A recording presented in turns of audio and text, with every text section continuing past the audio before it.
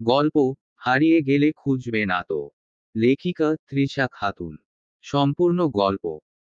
Abraham আমাকে কোলে তুলে ওয়াশরুমে শাওয়ারের নিচে দাঁড় করিয়ে দিল। পিঠে পানি পড়তেই অসহ্য যন্ত্রণা হচ্ছে, আমি দাঁড়িয়ে থাকার শক্তি পাচ্ছি না কোনো রকম। বলে উঠলাম, দয়া করে এবারের মতো ছেড়ে দেন, আমি আর শাড়ি পরব না, মা করে দেন। বলেই কান্না শুরু করি। আমার কথা শুনে আমার গাল চেপে ধরে বলে উঠলেন, কেন পরবি না শাড়ি? ওহ, তার মানে এর পরের বার থেকে উলঙ্গ হয়ে সিডিউস করতে যাবি ছেলেদের? ছি, এসব কি বলছেন ভাইয়া? বলছি তো ভুল হয়ে গেছে। আমি তোর কবে কার ভাইয়া? বারবার ভাইয়া বলিস কেন? তোর মতো রাস্তার মেয়ে আমাকে ভাইয়া বলিস? আমি কোনো রাস্তার মেয়ের ভাইয়া হতে চাই না। তুমি ক্রুণ দৃষ্টিতে আব্রাহামের দিকে তাকিয়ে আছি। 10 বছর পার হয়ে গেছে, তবুও মাথা থেকে রাস্তার মেয়ে দাগটা এখনো মাথা থেকে মুছতে পারিনি। আব্রাহাম কিছুক্ষণ আমার মুখ পানে এক দৃষ্টিতে তাকিয়ে থেকে ওয়াশরুম থেকে বের হয়ে গেলেন। পিঠে এত বেল্টের বাড়ি পড়েছে যে এখন দাঁড়িয়ে থাকতে কষ্ট হচ্ছে। দেওয়ালে হেলান দিয়ে চোখ বন্ধ করে দাঁড়িয়ে আছি। ঠিক কোন কারণে আমাকে এভাবে মারলেন তিনি সেটা জানি না। আমার মতো এতিমদের মারতে আবার কারণ লাগে নাকি? কিছুক্ষণ আগে আমার খালাতো বোন নুসরাতের এঙ্গেজমেন্ট পার্টিতে পরার জন্য বড় মামির থেকে বড় মামির কালো কাপড়টা চেয়ে নিয়েছিলাম শাড়িটা পরার জন্য। শাড়িটা আমার খুব পছন্দের।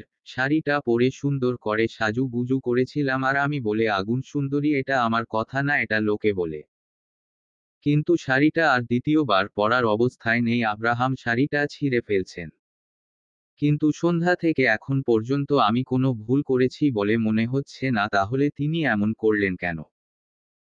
আমি আরও এবার ক্লাস 10-এ পড়ি। একটু আগে যে আমাকে এভাবে মারলেন সে আমার বজ্জাত মামাতো ভাই আব্রাহাম খান। আরিফ হোসেন আর আরিয়া বেগমের দুই মাত্র সন্তানের মধ্যে বড় ছেলে আব্রাহাম আর মেয়ে আফরিন। আমি ছোট থেকে আব্রাহামদের বাড়িতে থাকি। একটা অ্যাক্সিডেন্টে আমার বাবা মা মারা যায়, আর আমার ঠাঁই হয় আব্রাহামদের বাড়িতে। তখন থেকে আমি মেয়ে হয়ে না এ বাড়িতে আশ্রিতা হয়ে আছি। সব গল্প তো আর সুখের হয় না, তেমন আমারও জীবন সুখের হয়নি। আমার আম্মুরা 4 ভাই বোন। আমার আম্মু সবার ছোট। আমার বড় মামা আরিফ খান আর তার স্ত্রী আরিয়া বেগম, মেজো মামা শহীদ খান, তার স্ত্রী মিমি বেগম, সেজো খালা আরিফা। তারপর আমার আম্মু, বড় মামা আর মেজো মামা একসাথে থাকে। আমি এখানে শুধু বড় মামা আর বড় মামির জন্য এ বাড়িতে আছি, আর বাকিরা তো আমাকে দেখলে মুখ বাঁকায়। আমার উপস্থিত তাদের পছন্দ হয় না।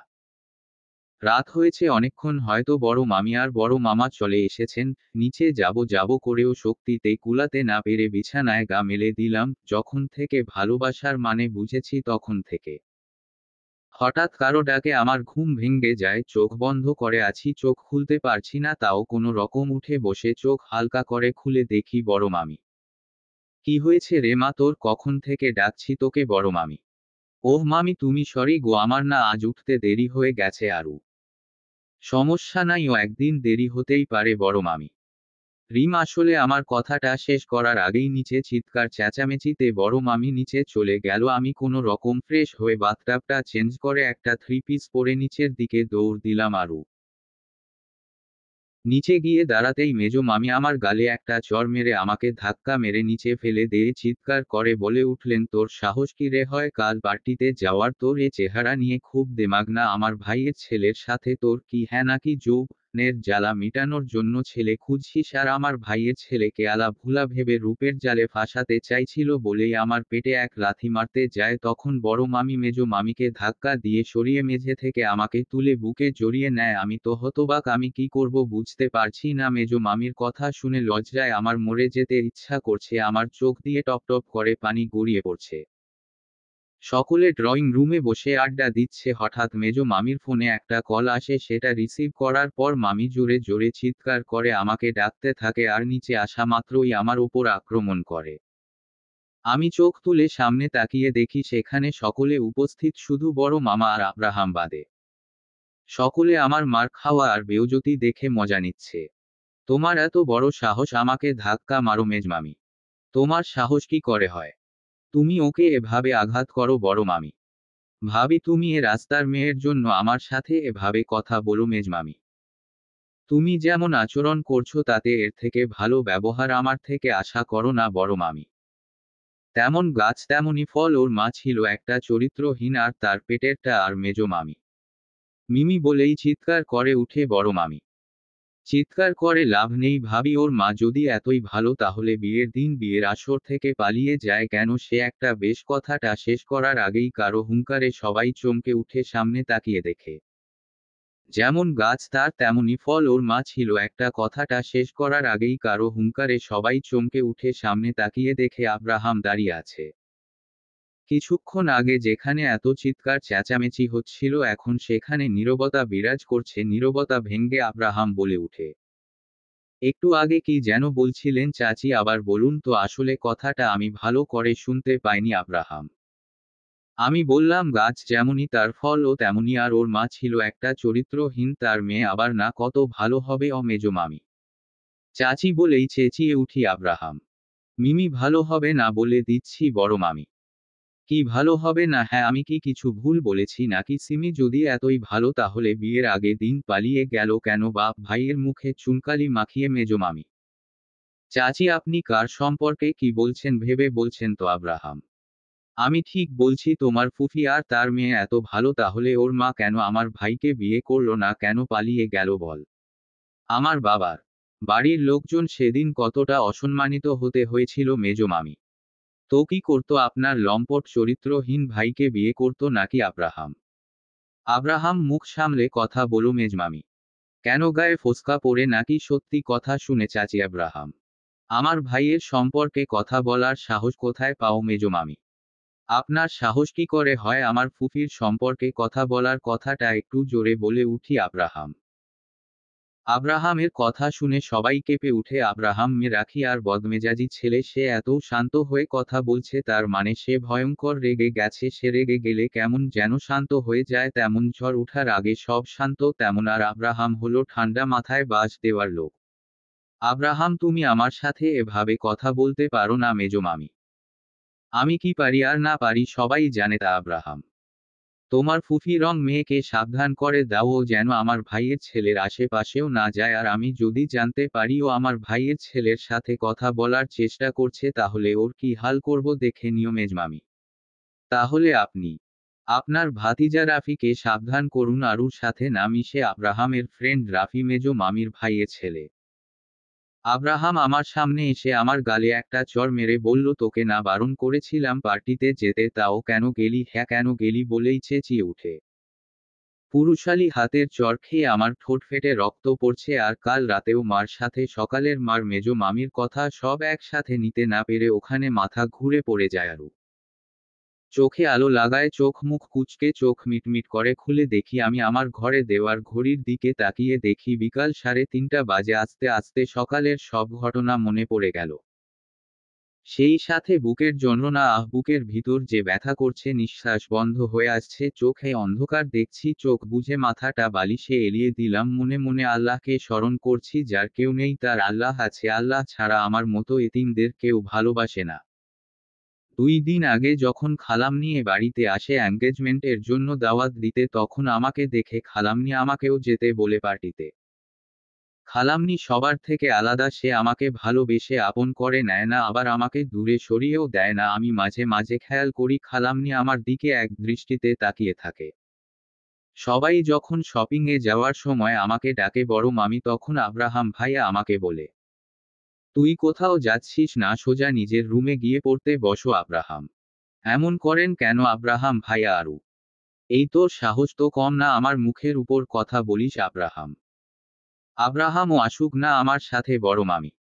না মা, ও কোথাও যাচ্ছে না, ওর সামনে স্কন এক্সাময়, আর এখন ওর কোথাও যাওয়া হবে না। আব্রাহাম বড় মামি আমার গালে হাত দিয়ে বলে, থাক রে মা, জানিস তো ও কেমন। ও তখন একবার না বলেছে তাহলে সেটা আর হ্যাঁ হবে না। তোর কি লাগবে বলে আমাকে, আমি এনে দিবনি।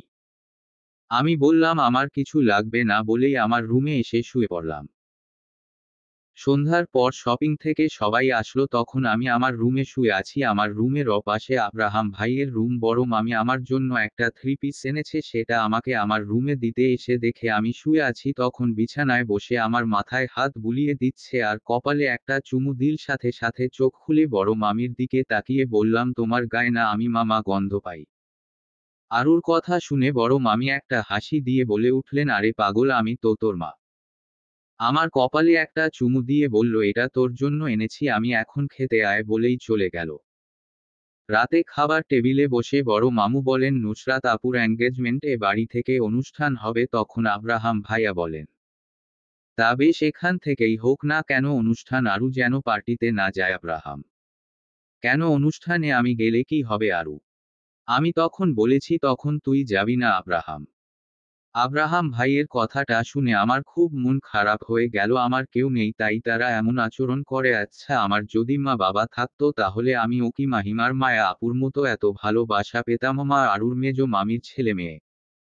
আব্রাহাম ভাইয়ের কথা না শুনে আমি বড় মামির থেকে আমার পছন্দের শাড়িটা পরে পার্টিতে গেছিলাম। তার যা কিছু হয়েছে সবই তো জানেন। এখন চোখ খুলে উঠে বসলাম, বুকের ব্যথাটা একটু কমেছে কিন্তু ঘাড় টেনে ধরছে, মাথাটা ঘুরছে। কাল রাত থেকে না খাওয়া আমি, পেটের মধ্যে ইঁদুর দৌড় দিচ্ছে। আমি নিচে ড্রয়িং রুমে এসে দেখি কেউ নেই, সবাই নিজের রুমে। আমি ডাইনিং টেবিলে গিয়ে দেখি একটা প্লেটে খাবার রাখা আছে, সেটা টেবিলে বসে খাওয়া শুরু করলাম। খাওয়ার মাঝে ঘাবড়ে কারো হাতের স্পর্শে আমার ভেতরটা কেঁপে উঠল।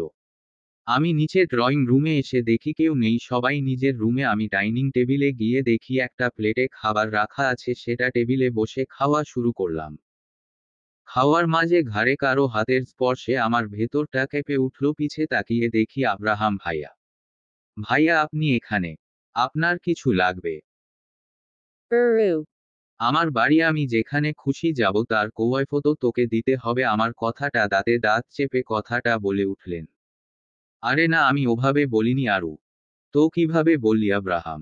আমি আসলে আরু। আসলে কি? কি বলছিস ভালো করে বলে। আব্রাহাম চোখ বুজে এক নিঃশ্বাসে বলে উঠলাম, আপনার বাড়ি, আপনি যেখানে খুশি যাবেন। আমি বলার কে আরু? বুঝেছিস তাহলে তোর কি যোগ্যতা এ বাড়িতে? আব্রাহাম: বুঝেছি, আমি এ বাড়ির কেউ না আরু। আমি ফ্রেশ হতে যাচ্ছি, আমার জন্য এক কাপ কফি বানিয়ে আমার রুমে আয় বলেই চলে গেল আব্রাহাম। এদিকে আমি খাওয়া শেষ করে আব্রাহাম ভাইয়ের জন্য কফি বানিয়ে তার রুমের সামনে গিয়ে দাঁড়ালাম। ভিতরে যাওয়ার সাহস হচ্ছে না আমার। উঠলেন। কি হয়েছে, ওখানে খাম্বার মতো দাঁড়িয়ে আছিস কেন? ভেতরে আয় আব্রাহাম। আসছি বলে আমি আব্রাহাম ভাইয়ের ঘরে প্রবেশ করলাম। আরু: কি হলো, কি কি এত ভাবছিস? কফিটা কি ঠান্ডা হওয়ার পর দিবি নাকি তাও দিবি না? আব্রাহাম: আরে না না, এই নেন আপনার কফি বলেই কফিটা তার দিকে বাড়িয়ে দিলাম। আরুর হাত থেকে কফিটা নিয়ে কফিতে একটা চুমুক দিয়ে বলে উঠলেন, তোর মেয়ে যে সাবজেক্টগুলোতে সমস্যা আছে সেইগুলো নিয়ে আয়, আমি পড়া দেখিয়ে দিবনি। আব্রাহাম আব্রাহাম ভাইয়ের কথা শুনে আমার মাথা ঘুরছে। মেয়ে মানুষটা আমাকে অপছন্দ করে, সে নাকি আমাকে পড়াবেন? কথাটা মনে হতেই আমার বুকের ধুকপুকানি বেড়ে গেল। আরু: কি হলো, কি তোকে কি বললাম আমি? আব্রাহাম: কি বললেন আরু? এই তুই কি বইরা নাকি? আর ততলাচ্ছিস কেন বিয়াদব? আব্রাহাম: আসলে আমি, আমার কথা শেষ না হতেই বলে উঠলেন, তোর কোনো কথা শুনতে চাই না, বলেই কফির কাপটা আমার হাতে ধরিয়ে দিলেন। কফির কাপটা রেখে এসে বই নিয়ে আব্রাহাম ভাইয়ের ঘরে প্রবেশ করলাম। আমার খুব খুশি লাগছে, আব্রাহাম ভাইয়া আমাকে পড়াবেন, আমার সাথে একটু হলেও কথা বলবেন আমার সাথে। আমার কি আনন্দ হচ্ছে, আমার অনেক দিনের ইচ্ছা ভাইয়ার কাছে পড়ার, আজ আমার ইচ্ছাটা পূরণ হবে ভেবেই মুচকি মুচকি হাসছি। কি রে, তোরে জিনে ধরছে নাকি একা একা হাসছিস পাগলের মতো? Amani. এমনি এমনি কেউ হাসে না, হাসার জন্য কোনো তো রিজন থাকে, তোর মতো মেয়েদের দ্বারা সবই সম্ভব। কথাটা বলেই আমাকে বই বের করতে বলেন। বই বের কর, পড়াশোনা না করে সব সময় বেড়ানোর ধান্দা, তার জন্য তোর যদি তোর রেজাল্ট খারাপ হয় তাহলে তোর বিয়ে দিয়ে দিব, তোকে খাওয়াই পড়ায়, এত টাকা খরচ করে পড়াই, আর তুই ফেল করিস পরীক্ষায়, তাহলে আমাদের লাভ কি? কথা বলেই আরুর দিকে তাকিয়ে দেখি তার চোখে পানি ছলছল করছে, আর একটু হলেই চোখের পানি গড়িয়ে পড়বে। আরুর চোখের পানি দেখে আমার বুকের ভিতর হঠাৎ চিনচিন করে উঠে। আর আব্রাহাম ভাইয়ের আমার সাথে স্বাভাবিকভাবে কথা বলছে, এটা শুনে মনে হয় এবার বুঝি সব ঠিক হয়ে যাবে, কিন্তু আমাকে ভুল প্রমাণিত করে সে বলে উঠলেন, আমি তাদের সাথে তাদের বাড়িতে থাকছি, খাচ্ছি, তাদের কত খরচ হচ্ছে, তাই তো এই যুগে কে পরের মেয়ের জন্য এত কিছু করবে? আমি মনে করি এরা আমার আপন জন, তখনই সবাই বুঝিয়ে দেয় আমি তাদের কেউ না কেউ না। আমি এতিম, আমার কেউ নেই। আমার বুক ফেটে কান্না আসছে, কোনো রকম কান্না গিলে বললাম, এমন কিছু করব না যাতে আপনাদের ক্ষতি হয়। আরুর কথা শুনে আমার কেমন যেন লাগছে, সব চিন্তা বাদ দিয়ে ওকে পড়ানো শুরু করলাম। আব্রাহাম ভাইয়ের কথা শুনে আমার খুব কষ্ট হচ্ছে। আমাকে ভালো করে পড়াশোনা করতেই হবে, আমাকে পারতেই হবে। পড়া কমপ্লিট করতে করতে রাত 10টা বেজে গেল। আজ আমার খুব খারাপ লাগছে। আমি যে কেউ না এ বাড়ির, তা সবাই চোখ আঙ্গুল দেখিয়ে তা বুঝিয়ে দেয়। আচ্ছা, আমার মা বাবা থাকলে কি খুব ক্ষতি হয়ে যেত? চেয়ার থেকে উঠে দাঁড়িয়ে জানালার কাছে গিয়ে দাঁড়ালাম। বাইরে বৃষ্টি হচ্ছে। আকাশের মন খারাপ, তাই তার কষ্টগুলো পানির রূপে প্রকাশ করছে, কিন্তু আমার মনের কষ্টগুলো কিভাবে দূর করব? জানালা দিয়ে বাইরে হাত বের করে একটা গান গাইতে শুরু করলাম, কারণ বাসায় কেউ নেই, সবাই নুসরাত আপুর বাসায় গেছে। তোর সাহস তো কম নয়, পড়াশোনা বাদ দিয়ে এখন গান বলছিস? হঠাৎ কারো কথা শুনে আমি চমকে উঠলাম। বাসায় তো কেউ নেই, তাহলে কে কথা বলছে? পিছনে তাকিয়ে দেখি আব্রাহাম ভাইয়া আমার দিকে রাগী দৃষ্টিতে তাকিয়ে আছে। ভাইয়ার তাকানো দেখে আমার জানের পানি শুকিয়ে যাচ্ছে। আব্রাহাম ভাইয়া আমার কাছে এসে বলে উঠলেন, তোর পরীক্ষা কবে থেকে? 2 দিন পর থেকে, কাপা কাপা কণ্ঠে বলে উঠলাম। তা পরীক্ষার আগে মানুষ কি করে আব্রাহাম? পরীক্ষার আগে মানুষ পড়াশোনা করে, ভয় ভয় কথাটা বললাম। বুঝলাম, মানুষ পরীক্ষার আগে পড়ে। আর তুই কি করছিলি আব্রাহাম? Me too. কি হলো? আমি তো বলেই আটকে গেলি কেন? কথাটা শেষ কর, হুঙ্কার দিয়ে কথাটা বলে আব্রাহাম ভাইয়া। তার কথা শুনে আমার ভয় হাঁটু কাঁপছে। ভয় আমি কথা বলতে পারছি না। আমার চুপ করে থাকায় আব্রাহাম ভাইয়ের রাগ উঠে যায়। আমার কাছে এসে আমার গাল চেপে ধরে বলে উঠলেন, তোর সাহস দেখে আমি অবাক। তুই কি আমার মান সম্মান সব শেষ করে তবেই শান্তি পাবি নাকি রে? এই তোকে আমি আব্রাহাম খাওয়াচ্ছি, পড়াচ্ছি, তোর সমস্ত খরচ বহন করছি, আর তুই পড়াশোনা বাদ দিয়ে ঘোরাঘুরি, নাচ, গান, আর তোর খাওয়া আর ঘুম, তাই না? তোকে কি সারা জীবন পালবো নাকি রে? তুই পড়াশোনা করবি না? তোকে কি সারা জীবন পালবো নাকি? তোর পিছনে এত টাকা খরচ করি, এতে আমার লাভ হচ্ছেটা কি? তুই যদি পরীক্ষায় ফেল করিস তাহলে তোর একদিন কি আমার একদিন? অনেক সহ্য করেছি। তোকে আমি যা করতে বলি তুই তার ঠিক উল্টোটা করবি, আর যেটা করতে বারণ করব তুই ঠিক সেটাই করবি। আমার মান সম্মান সব শেষ করেই তুই শান্তি পাবি নাকি রে? বলেই আরো জোরে আমার গাল চেপে ধরে। আব্রাহাম ভাইয়ের কথা শুনে আমার বুকের ভিতর চিনচিন ব্যথা করতে শুরু করে। আমি আমার গাল থেকে আব্রাহাম ভাইয়ের হাত সরানোর চেষ্টা করছি, এতেই তিনি আরো জোরে চেপে ধরে আচমকা আমাকে ধাক্কা দিয়ে ফেলে রুম থেকে বের হয়ে যান। তার ধাক্কায় আমি টেবিলের উপর গিয়ে পড়ি। টেবিলের ওপর পোড়ায় কালকের মাইরের জায়গায় লাগে, আমার পিঠে। সেখান থেকে রক্ত পড়তে শুরু করে। কালকের আব্রাহাম ভাইয়ের মাইরের ব্যথা। আব্রাহাম ভাইয়ের কথা শুনে আমার বুকের যন্ত্রণা, আর এখন টেবিলের কোনায় লাগায় আমি গলা কাটা মুরগির মতো ছটফট করতে করতে মেঝেতে উপুর হয়ে শুয়ে পড়লাম। বুকের ব্যথায় নিঃশ্বাস বন্ধ হয়ে আসছে। এদিকে পিঠের যন্ত্রণায় ছটফট করছি। ছটফট করতে করতে এক সময় শান্ত হয়ে গেলাম। ক্ষণে ক্ষণে বুঝতে পারছি এতিমদের জন্য এ পৃথিবী কত নিষ্ঠুর। রাত 2:30 বাজে, কোনো রকম উঠে বসলাম। ব্যথায় টনটন করে উঠল পিঠ। কখন জি ঘুমিয়ে পড়েছিলাম। ধীরে ধীরে ওয়াশরুমে গিয়ে আয়নার দিকে তাকিয়ে দেখি চোখ মুখ লাল হয়ে গেছে, চোখগুলো লাল লাল হয়ে আছে। আব্রাহাম ভাইয়ের আঙ্গুলের ছাপ আমার গালে বসে গেছে। মুখে পানি দিয়ে আয়নার দিকে তাকিয়ে বললাম, কি আছে চেহারার মাঝে যে কেউ আমাকে ভালোবাসে না? আচ্ছা, আমি এতিম বলে যে কেউ আমার ওপর জোর খাটাতে পারে? আমার অপরাধ কি? এতিম আমার কেউ নেই, তাই যে যেমন ইচ্ছে ব্যবহার করছে। আচ্ছা, এতিম তাই আমাকে তারা ভালোবাসে না কেন? আমি কি মানুষ না? আমার কি অনুভূতি নেই? আমার কি বেড়াতে যেতে ইচ্ছা করে না? আমার একটু সাজতে ইচ্ছে করে না? আমার কি কষ্ট হয় না? আমার কি তাদের মতো জীবনটা উপভোগ করতে পারবো না? না, পারবো না। কারণ আমি এতিম। আমার মা বাবা নেই। আমার কেউ নেই। এতিমদের কোনো আশা করতে নেই। তাদের অনুভূতি থাকতে নেই। এ সমাজে তাদের কোনো মূল্যে নেই। কারণ তারা এতিম। আচ্ছা, কেউ কি ইচ্ছে করে এতিম হয়? আমরা যাদের সব থেকে বেশি ভালোবাসি তারাই কিন্তু সব থেকে বেশি কষ্ট দেই। আচ্ছা, এতিম তাই আমাকে তারা ভালোবাসে না কেন? আমি কি মানুষ না? আমার কি অনুভূতি নেই? আমার কি বেড়াতে যেতে ইচ্ছা করে না? আমার একটু সাজতে ইচ্ছে করে না? আমার কি কষ্ট হয় না? আমার কি তাদের মতো জীবনটা উপভোগ করতে পারবো না? না, পারবো না।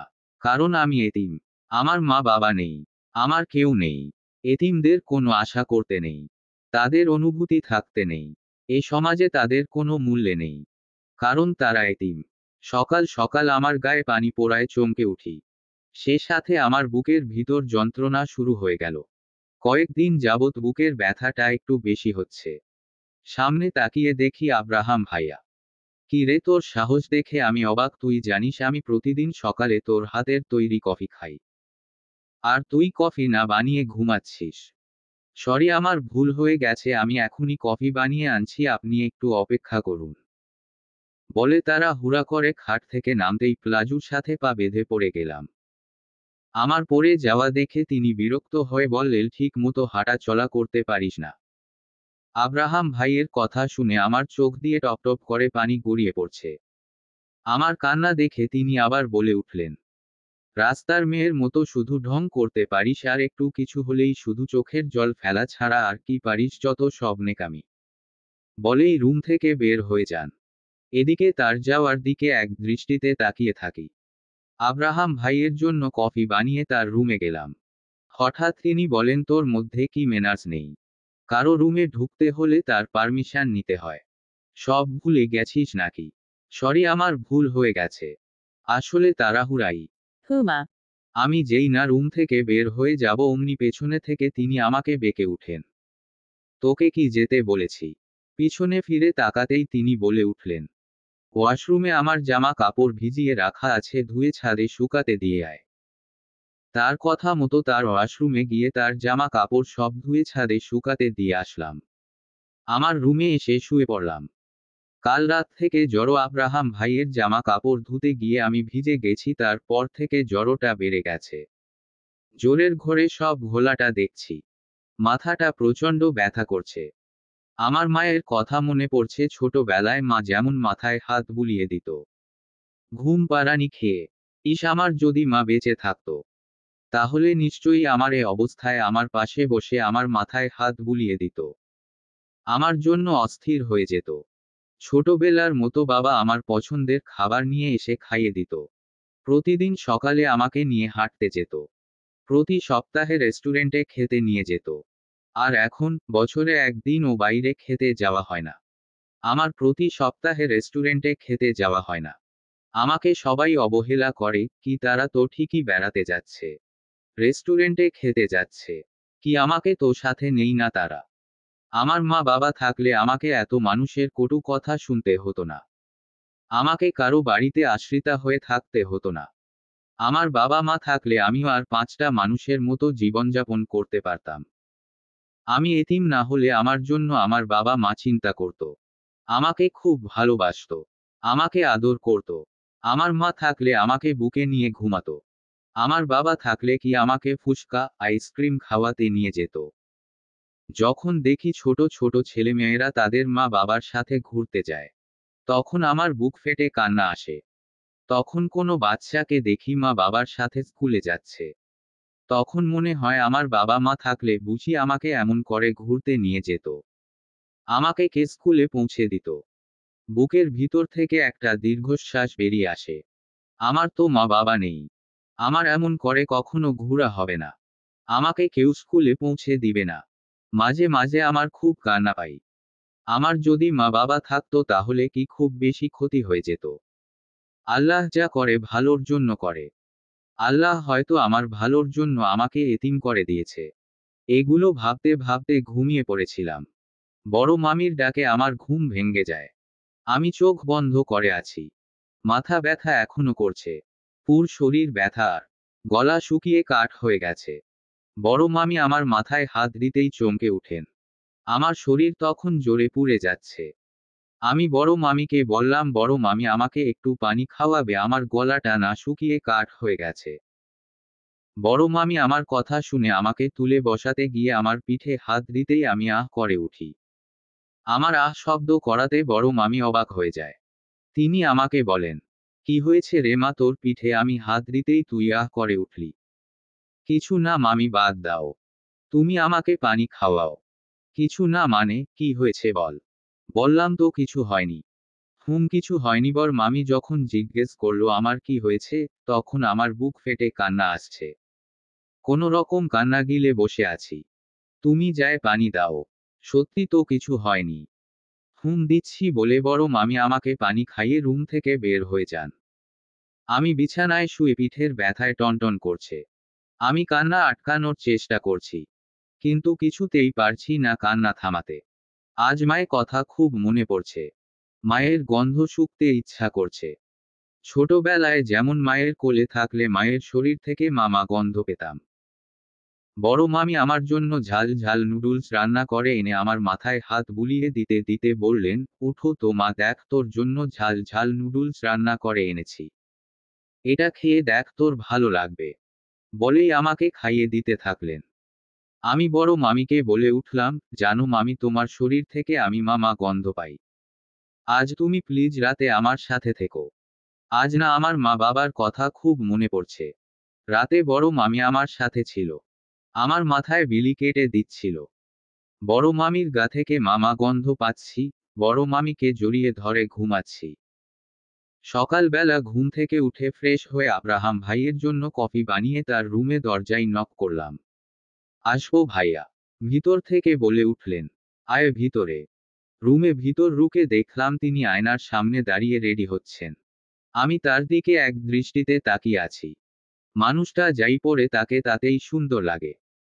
ফর্সা শরীরে সাদা শার্ট, কালো প্যান্ট, কালো রঙের ব্লেজার, চুলগুলো জেল দিয়ে সেট করা। তাকে খুঁটিয়ে খুঁটিয়ে দেখছি। আমাকে দেখা বাদ দিয়ে আমার কফিটা দে। নেন আপনার কফি। কফি দিয়ে তার রুম থেকে বের হয়ে গেলাম। আজ আমার পরীক্ষা, এখন বাজে 8টা। আব্রাহাম ভাইয়া ভার্সিটির জন্য রেডি বের হয়ে যান। আমি ওপর থেকে তার চলে যাওয়া দেখছি। মনে মনে বলি, ইসাস, মানুষটা অনেক সুন্দর। আমার জ্বর, তাই গোসল করলাম না। স্কুল ড্রেস পরে দেখি হয়ে নিচে নেমে আসতেই বড় মামি আমার কপালে হাত দিয়ে দেখলেন আমার জ্বর আছে কি নাই। বড় মামির থেকে রিক্সা ভাড়ার টাকা নিয়ে স্কুলের যাওয়ার জন্য বের হয়ে গেলাম। বাড়ি থেকে বের হয়ে হাঁটতে লাগলাম। রিক্সা ভাড়ার টাকা খরচ না করে হেঁটে হেঁটে স্কুল যায়। আব্রাহাম ভাইয়ের বাড়ি থেকে 10 মিনিট হাঁটলেই আমার বেস্ট ফ্রেন্ড আহির বাড়ি। আমি হেঁটে আহির বাড়ি পর্যন্ত আসি। এখান থেকে আমি আর আহি এক রিক্সায় স্কুলে যাওয়া আসা করি। যাওয়ার ভাড়া আমি দিই আর আসার ভাড়া আহি দেই। তার জন্য আমার টাকা বেঁচে আয়। আহির বাড়ির সামনে যেতেই দেখি আহি রিক্সা নিয়ে আমার জন্য ওয়েট করছে। আমি যেতেই এক হাত বাড়িয়ে দেয় আমার দিকে। আহির হাত ধরে রিক্সায় উঠে বসি। আমার হাত ধরে আহি বলে উঠে, দোস্ত, পরীক্ষার প্রিপারেশন কেমন আহি? ভালো না রে আরু। কেন, তোর বাড়িতে কি আবার কিছু হয়েছে নাকি আহি? আরে না, সেরকম কিছু না আরু। কেমন কিছু সেটা ভালো করে জানি আহি। বাদ দে সে সব কথা। আচ্ছা তুই বল, তোর পরীক্ষার প্রিপারেশন কেমন আরু? মোটামুটি আহি। আমার খুব ভয় লাগছে রে আরু। কেন, তোর কি হয়েছে? ভয় লাগছে কেন আহি? আমার কেন যেন নার্ভাস লাগছে আমার যদি পরীক্ষা খারাপ হয় আরু। ধুর পাগল, বেশি টেনশন করছিস তার জন্য এমন মনে হচ্ছে। Huma. আরো নানান কথা বলতে বলতে স্কুলে পৌঁছে গেছি। আমরা ক্লাসে বসতেই স্যার এসে আমাদের খাতা দেয়। প্রশ্নপত্র পেতেই আমার চোখ ছানাবড়া, কি দেখছি। আব্রাহাম ভাইয়া যা পড়াইছে তাই আসছে পরীক্ষায়। পরীক্ষা দিয়ে বাইরে বাড়াতেই পিছন থেকে জড়িয়ে ধরে আহি। আমার ক্ষতর জায়গায় লাগায় আমার মুখ থেকে আহ শব্দ বের হয়। আহি আমাকে ছেড়ে দিয়ে আমার পেছনে থেকে সামনে এসে বলে, এই তোর কি হয়েছে বলতো? কিছু হয়নি। তুই বলবি কি হয়েছে? রাগে দাঁতের সাথে দাঁত চেপে কথাটা বলে উঠলেন। আহির রাগ দেখে আমি একে একে সব কিছু জানিয়ে দিলাম। নুসরাত আপুর এঙ্গেজমেন্টের দিন থেকে আজ পর্যন্ত তা কিছু হয়েছে। আমার কথা শুনে আহি রাগে গোজগোজ করতে করতে বলে, এই আব্রাহামের সাহস কি করে হয় তোকে মারার? তোর সমস্ত খরচ বহন করে সে, মানলাম। কিন্তু তাই বলে অমানুষের মতো মারবে নাকি? সে একজন শিক্ষিত মানুষ হয়ে এমন আচরণ করে কেন?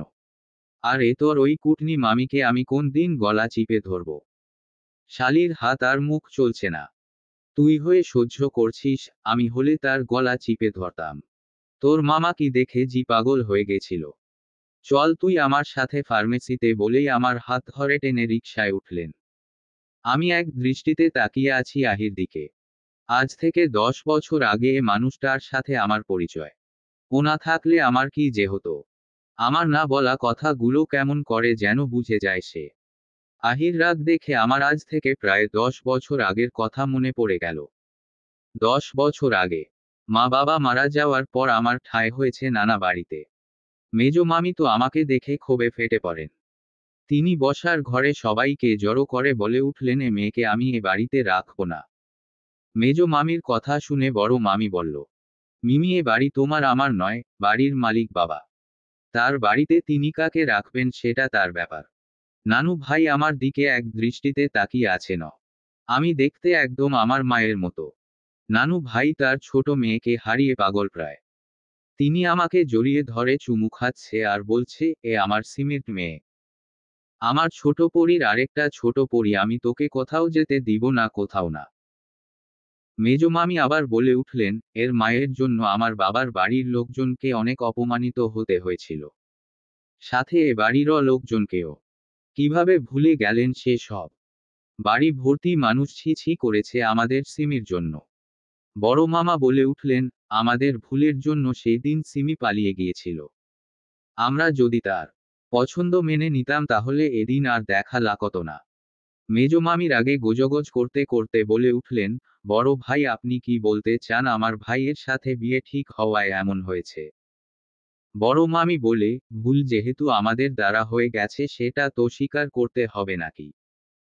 মেজো মামি, কিসের ভুল? আমার ভাই কোন দিক থেকে খারাপ?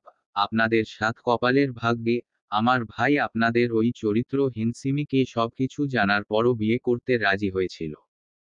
কোন রাস্তার ছেলের সাথে পালিয়ে গেছে, আর এতদিন পর আরেকটা আপদ ঘাড়ে চেপেছে।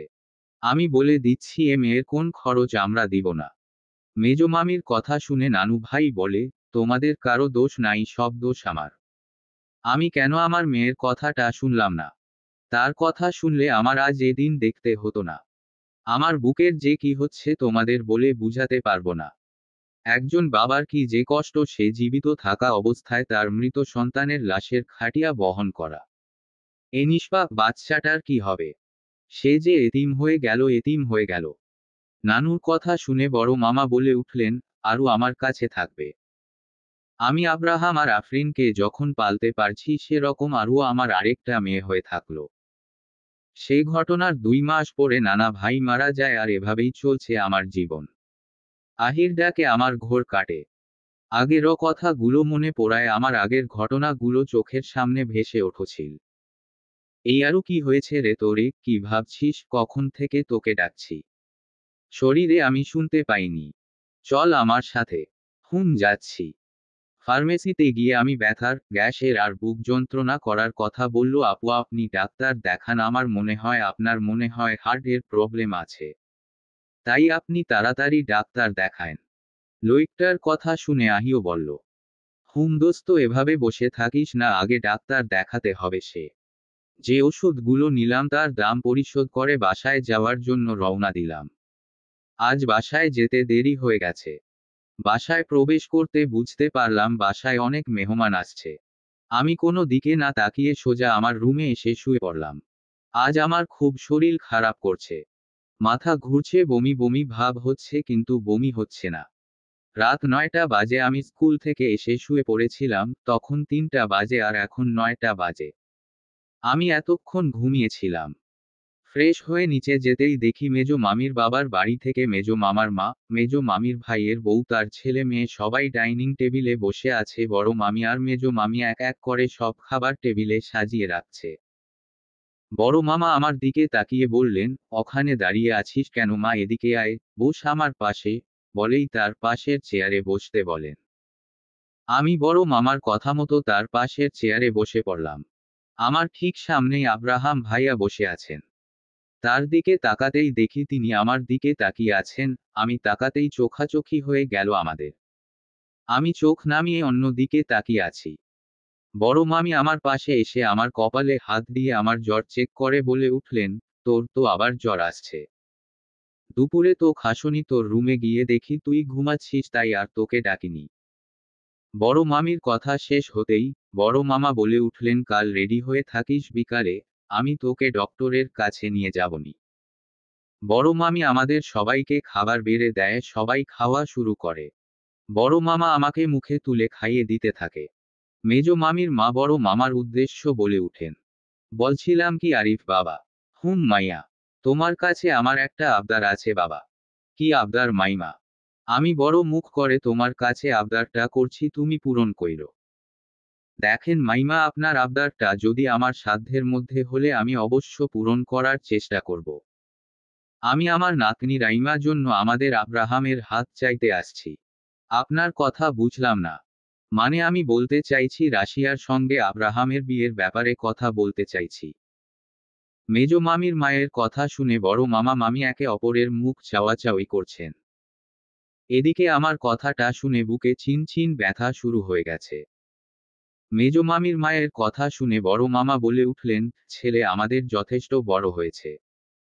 বিয়ের মতো গুরুত্বপূর্ণ সিদ্ধান্ত সেটা আমার ছেলের মতো না মেনে আমি বলতে পারছি না। মেজ মামি বলে উঠলেন, আমার ভাইজির সাথে আব্রাহামকে খুব ভালো মানাবে। আর রাইমা দেখতে শুনতে ভালোই, আব্রাহামের নিশ্চয়ই অপছন্দ হবে না রাইমাকে। কথাটা বলেই আব্রাহাম ভাইয়ের দিকে সবাই তাকায় তার উত্তর শোনার জন্য। এদিকে আব্রাহাম ভাইয়া একমনে খাবার খেয়ে যাচ্ছে। এদিকে যে তার বিয়ের বিষয়ে কথা হচ্ছে তাতে তার কিছু যায় আসে না। খাওয়া শেষ করে তিনি বলেন, আপাতত বিয়ের বিষয়ে আমি কিছু ভাবিনি। এখন তো আমার ২৬ বছর, আমি এখন বিয়ে করতে চাই না। আব্রাহাম ভাইয়ের কথা শুনে মেজ মামি বলে, এখন বিয়ে করতে হবে না, এখন এঙ্গেজমেন্ট করে রাখা হোক, পরে বিয়ে কইরো। মেজ মামির কথা শুনে আমার বুকের ভিতর ধকধক করছে। আব্রাহাম ভাইয়ের কথা শোনার অপেক্ষায় আছি।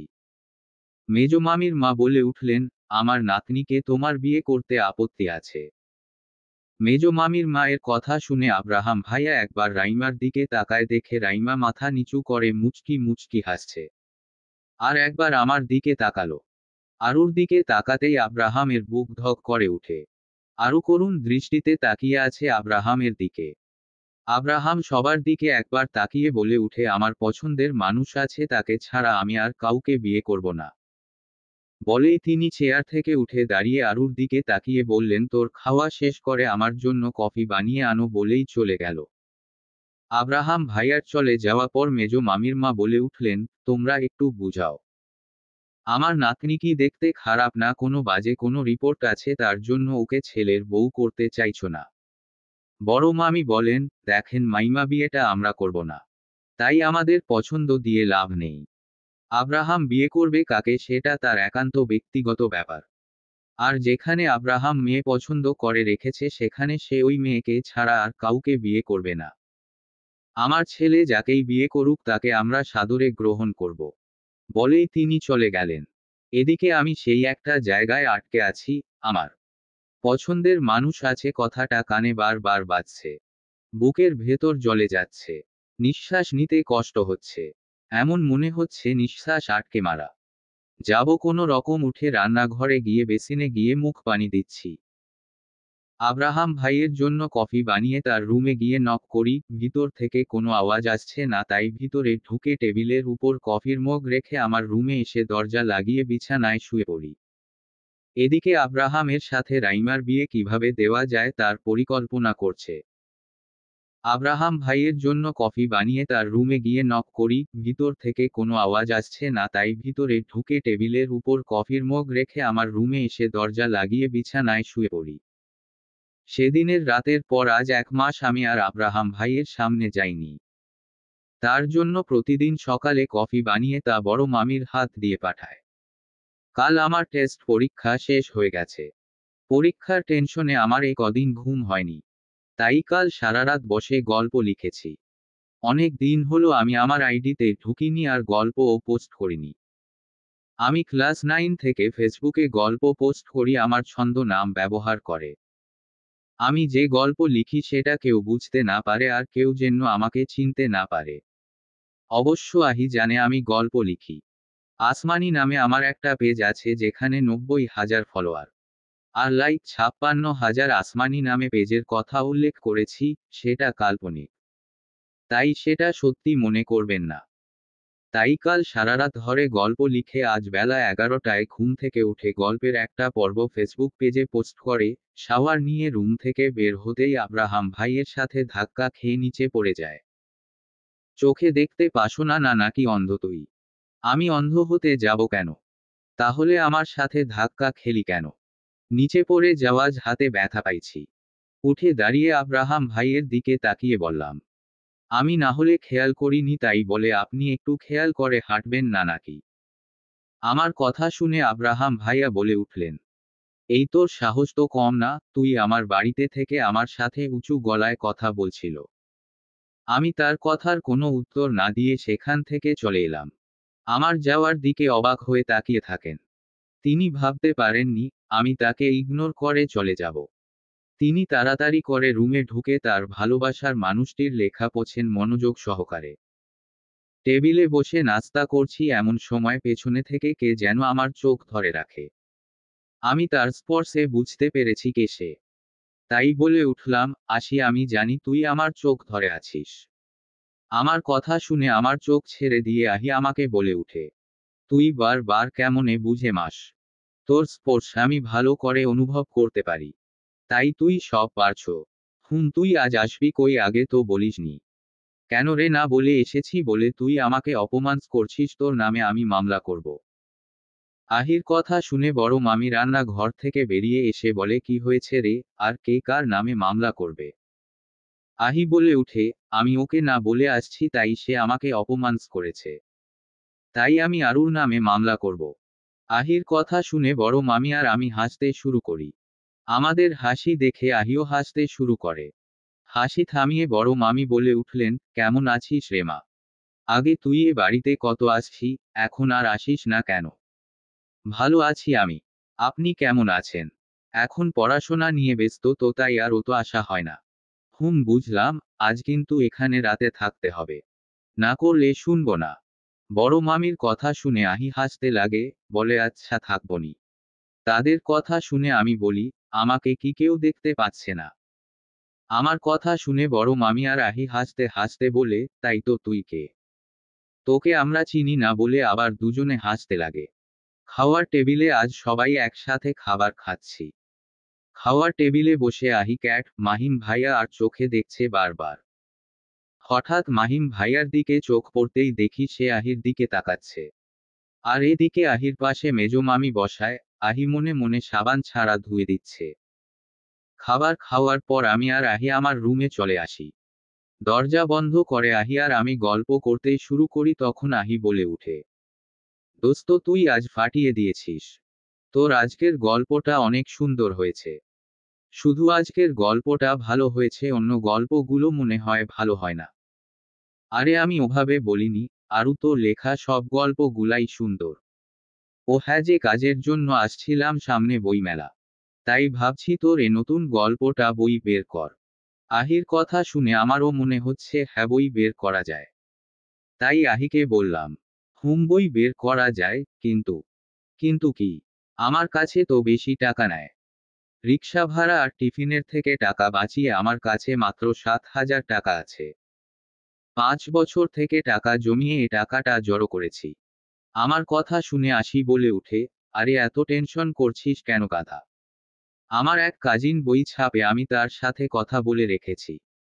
জেট বই ছাপিয়ে দিবে আর বই মেলাতে বইগুলো বিক্রি করে যত টাকা পাবো আমরা সে টাকার 35% ভাইয়া নিবে আর বাকি 65% টাকা তোর। কি বলিস? কি অবাক হয়ে জানতে চাইলাম, এটা ঠিক সত্যি? রে পাগল, সত্যি। রাত 11টা, আমি আর আশি ছাদে দাঁড়িয়ে আছি। আহি ফোনে তার সে কাজিনের সাথে কথা বলছে বই বের করার ব্যাপারে। কথা বলা শেষ করতেই আমাকে জড়িয়ে ধরে বলে উঠে, দোস্ত রে, কাল আমাদের ডেকেছে অফিসে। সত্যি বলছিস তো নাকি আমার সাথে মজা নিচ্ছিস? আরে বকা, আমি কেন তোর সাথে মজা নিবে? আমার কেমন যেন সব স্বপ্নের মতো লাগছে। আর সে স্বপ্ন পূরণ হবে এবার। আহি, আমার কেমন অনুভূতি হচ্ছে তোকে বলে বোঝাতে পারবো না। আমার যে কি খুশি লাগছে। আমি আগেই বলছি, আমি কিন্তু বই কিনতে পারবো না। বই তুই আমাকে গিফট করবি। ওকে করবনি। জানু একটা গান শোনা আমাকে, কতদিন তোর গলায় গান শুনিনি। না রে, আমি গাইতে পারবো না। কেন রে, কি হয়েছে? আহি আরুর গালে হাত দিয়ে বলে, আমার যে গান বলা অপরাধ। আহির কথা শুনে আমার মনে পড়ে গেল সেদিন রাতের ঘটনা। সে রাতের কথাগুলো কানে এসে বাড়ি খাচ্ছে। আহি আমার নিশ্চুপ থাকার কারণ বুঝে বলে উঠে, শোন আরু, তুই যদি নিজেকে দুর্বল ভাবিস, নিজেকে অসহায় মনে করিস, মানুষ তোকে পায়ের তলায় পিষে মারবে, তারা তো ভাববে তুই অসহায়, তুই কিছু করতে পারবি না। তারা সেটার সুযোগ নিবে। তোকে শক্ত হাতে হবে। তাদের বুঝিয়ে দিতে হবে তুই অসহায় না, তুই দুর্বল না। তোকে অবহেলা করা মানুষগুলোকে দেখিয়ে দিতে হবে তুই তাদের ছাড়া ভালো আছিস। আহির কথাগুলো আমার কানে বাড়ি খাচ্ছে। তাদের দেখিয়ে দিতে হবে আমি দুর্বল না, আমি অসহায় না, আমি তাদের ছাড়া ভালো আছি। সকালে আহি আর আমি নাস্তা করতে বসেছি। বেলা বাজে 11টা। কাল রাতে দুই বান্ধবী রাতে গল্প করতে করতে অনেক রাতে ঘুমিয়েছি। তাই উঠতেও দেরি। সকালে সবাই নাস্তা করে। মেয়ে তার কাছে চলে গেছে। আমি আর আসি দেরি করে ঘুম থেকে উঠায় এখন নাস্তা করছি। বড় মামি আমাকে আর আহিকে নাস্তা খেতে দিয়ে আমাদের সামনে বসে বলে, কি মামুনি, আপনাদের ঘুম ভাঙার সময় হলো নাকি আবার নাস্তা খেয়ে ঘুমাবেন? বড় মামির কথা শুনে আমি আর আহি দুজন দুজনার দিকে তাকিয়ে হেসে উঠলাম। আমাদের হাসি দেখে বড় মামিও আমাদের সাথে হাসতে থাকেন। আহি হাসি থামিয়ে বলল, মামি, আপনার কাছে আমার একটা আবদার আছে। আহির কথা শুনে বড় মামি একটু নড়ে চড়ে বসে বলে উঠলেন, তোমার আবদারটা যদি আমার সাধ্যের মধ্যে হলে আমি সেটা পূরণ করব। তুমি বলো মা, আমি পূরণ করার চেষ্টা করব। আশি বড় মামির কথা শুনে আমার দিকে তাকিয়ে মৃদু হাসি দিয়ে বলে উঠে, মামি, আমি আরুকে কিছু দিনের জন্য আমার সাথে আমার বাড়িতে নিয়ে যেতে চাই। আহির কথা শুনে বড় মামির মুখটা মলিন হয়ে গেল। তিনি একবার আমার দিকে তাকিয়ে আহির উদ্দেশ্য বলে উঠলেন, তোমাদের একটা ঘটনা বলি শুনো। আমার আর তোমার মামার প্রেমের বিয়ে। তোমার নানি আমাকে অতটা পছন্দ করতো না। সেটা তার কথায় বুঝতে পারতাম। আমি বিয়ে হয়ে আসি তখন সিমি 5 বছরের। সে বড় ভাবি বলতেই পাগল। ও সব সময় আমার কাছে থাকতো। বিয়ের বছর পাড়িয়ে যাচ্ছে তাও আমার বাচ্চা হয় না, এ নিয়েও তোমার নানির সমস্যা, কেন আমার বাচ্চা হচ্ছে না এটা নিয়ে প্রতিদিন একটা না একটা ঝামেলা লেগেই থাকতো বাসায়। এভাবেই কেটে গেল 4 বছর। আমার বিয়ের পর থেকে আমি সিমিকে আমার সন্তানের মতো লালন পালন করেছি। হঠাৎ করে জানতে পারি আমি মা হতে চলেছি। আমার যে কি খুশি লাগছিল বলে বোঝাতে পারবো না। বাড়ির সবাই এ কথা শুনে অনেক খুশি। আব্রাহাম পেটে আসার পর থেকে আমি অসুস্থ থাকতাম প্রায় সময়। ছোট সিমি তখন কেমন যেন বুঝদার হয়ে গেল।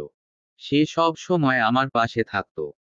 আব্রাহাম হওয়ার পর আমি আরও অসুস্থ হয়ে পড়লাম, কোনো কাজ করতে পারতাম না।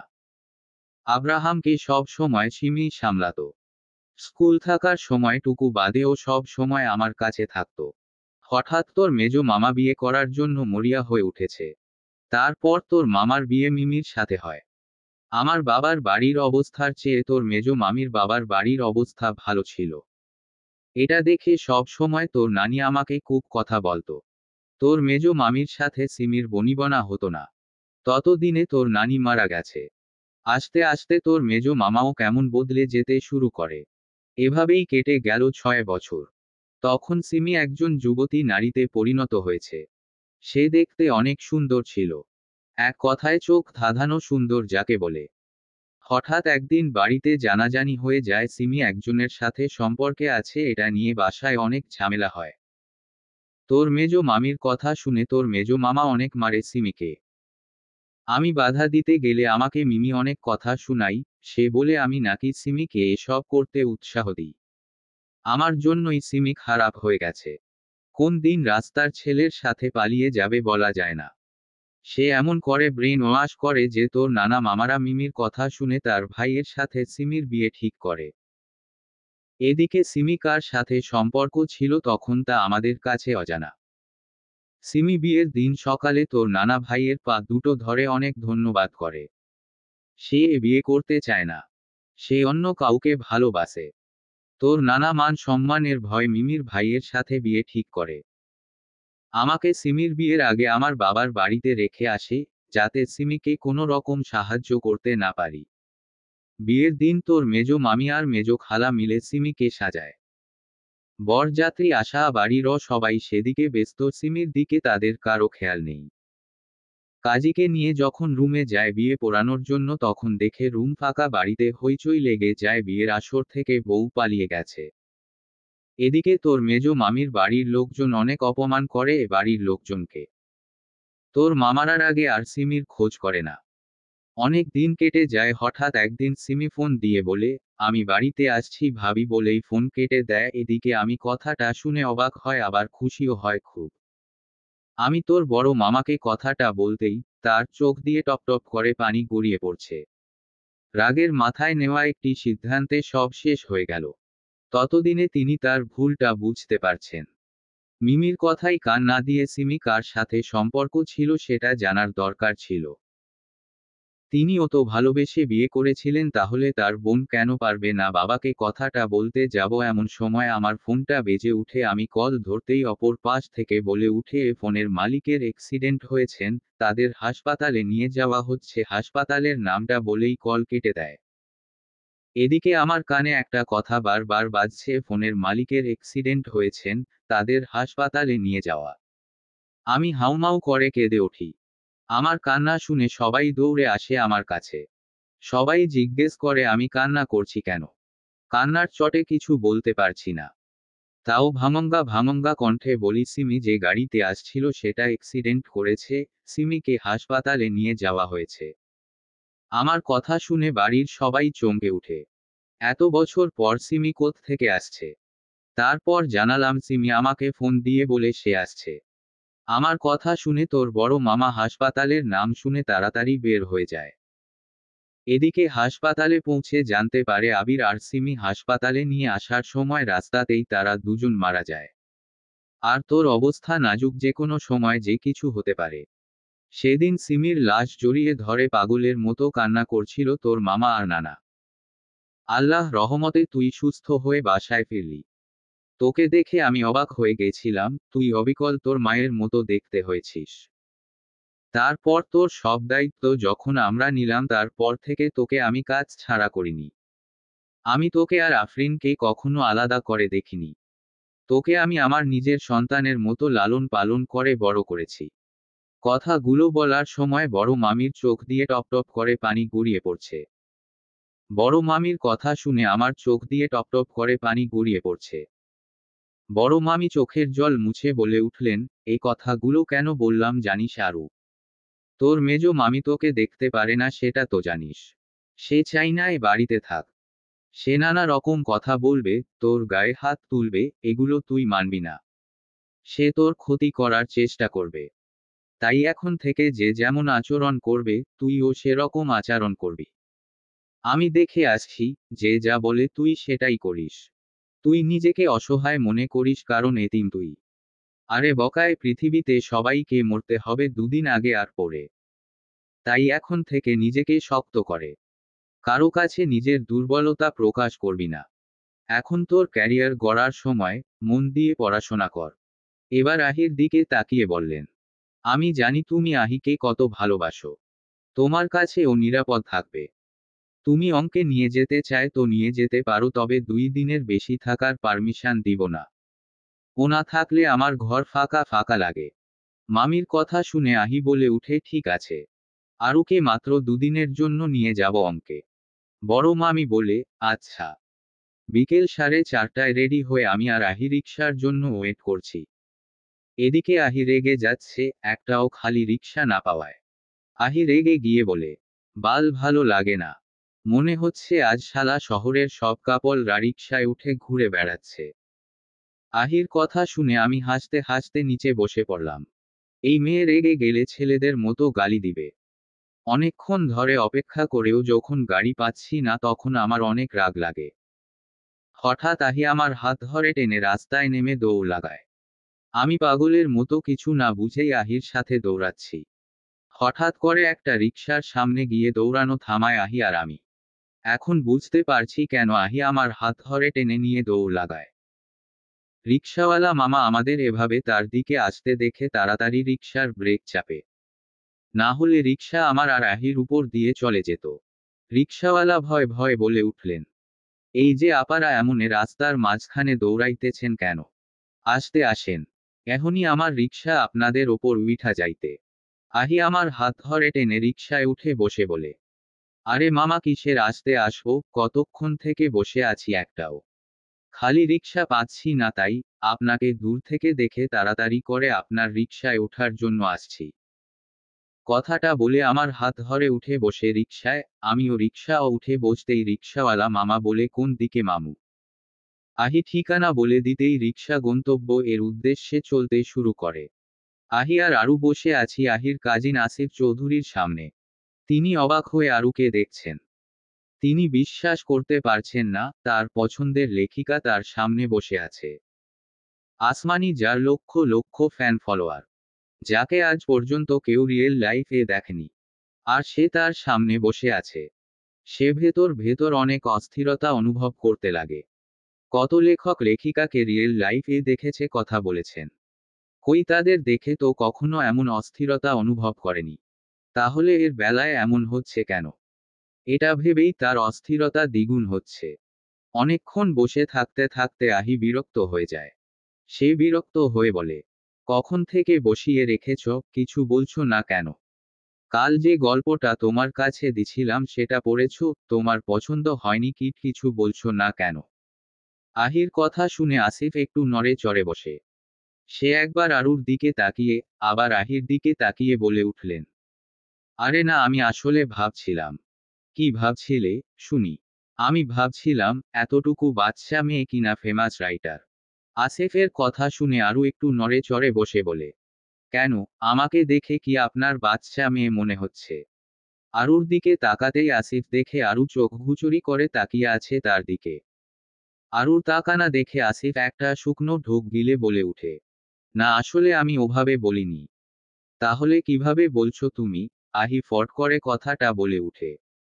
আহির কথা শুনে এবার আসিফ গলা খাকারি দিয়ে বলে, আমি বলছি এত অল্প বয়সে এত সুন্দর লেখা কিভাবে? তোমার লেখা অসম্ভব সুন্দর। আমি তোমার অনেক বড় ফ্যান। আমি ফেসবুকে তোমার গল্প পড়ি।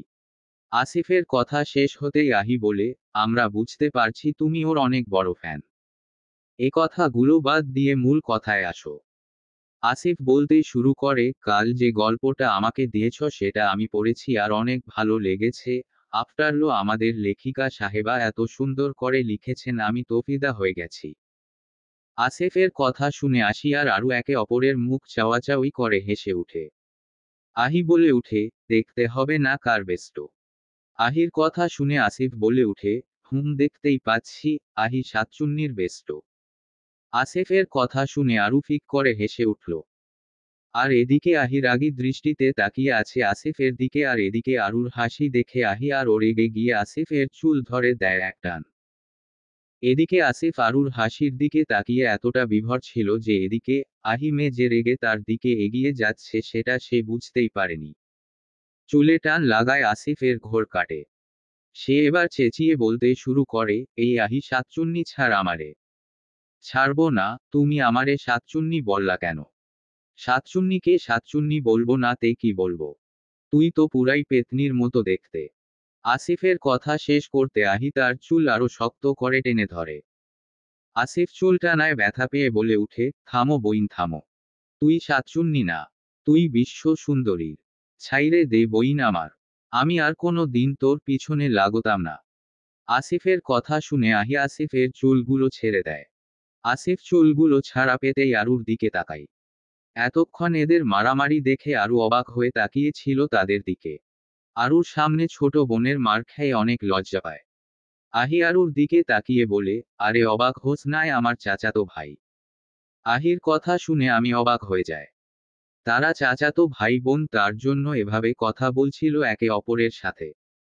আসিফ বলে উঠে, কিছু মনে করো না। যে ব্যাপারে কথা বলার জন্য তোমাকে ডেকেছিলাম।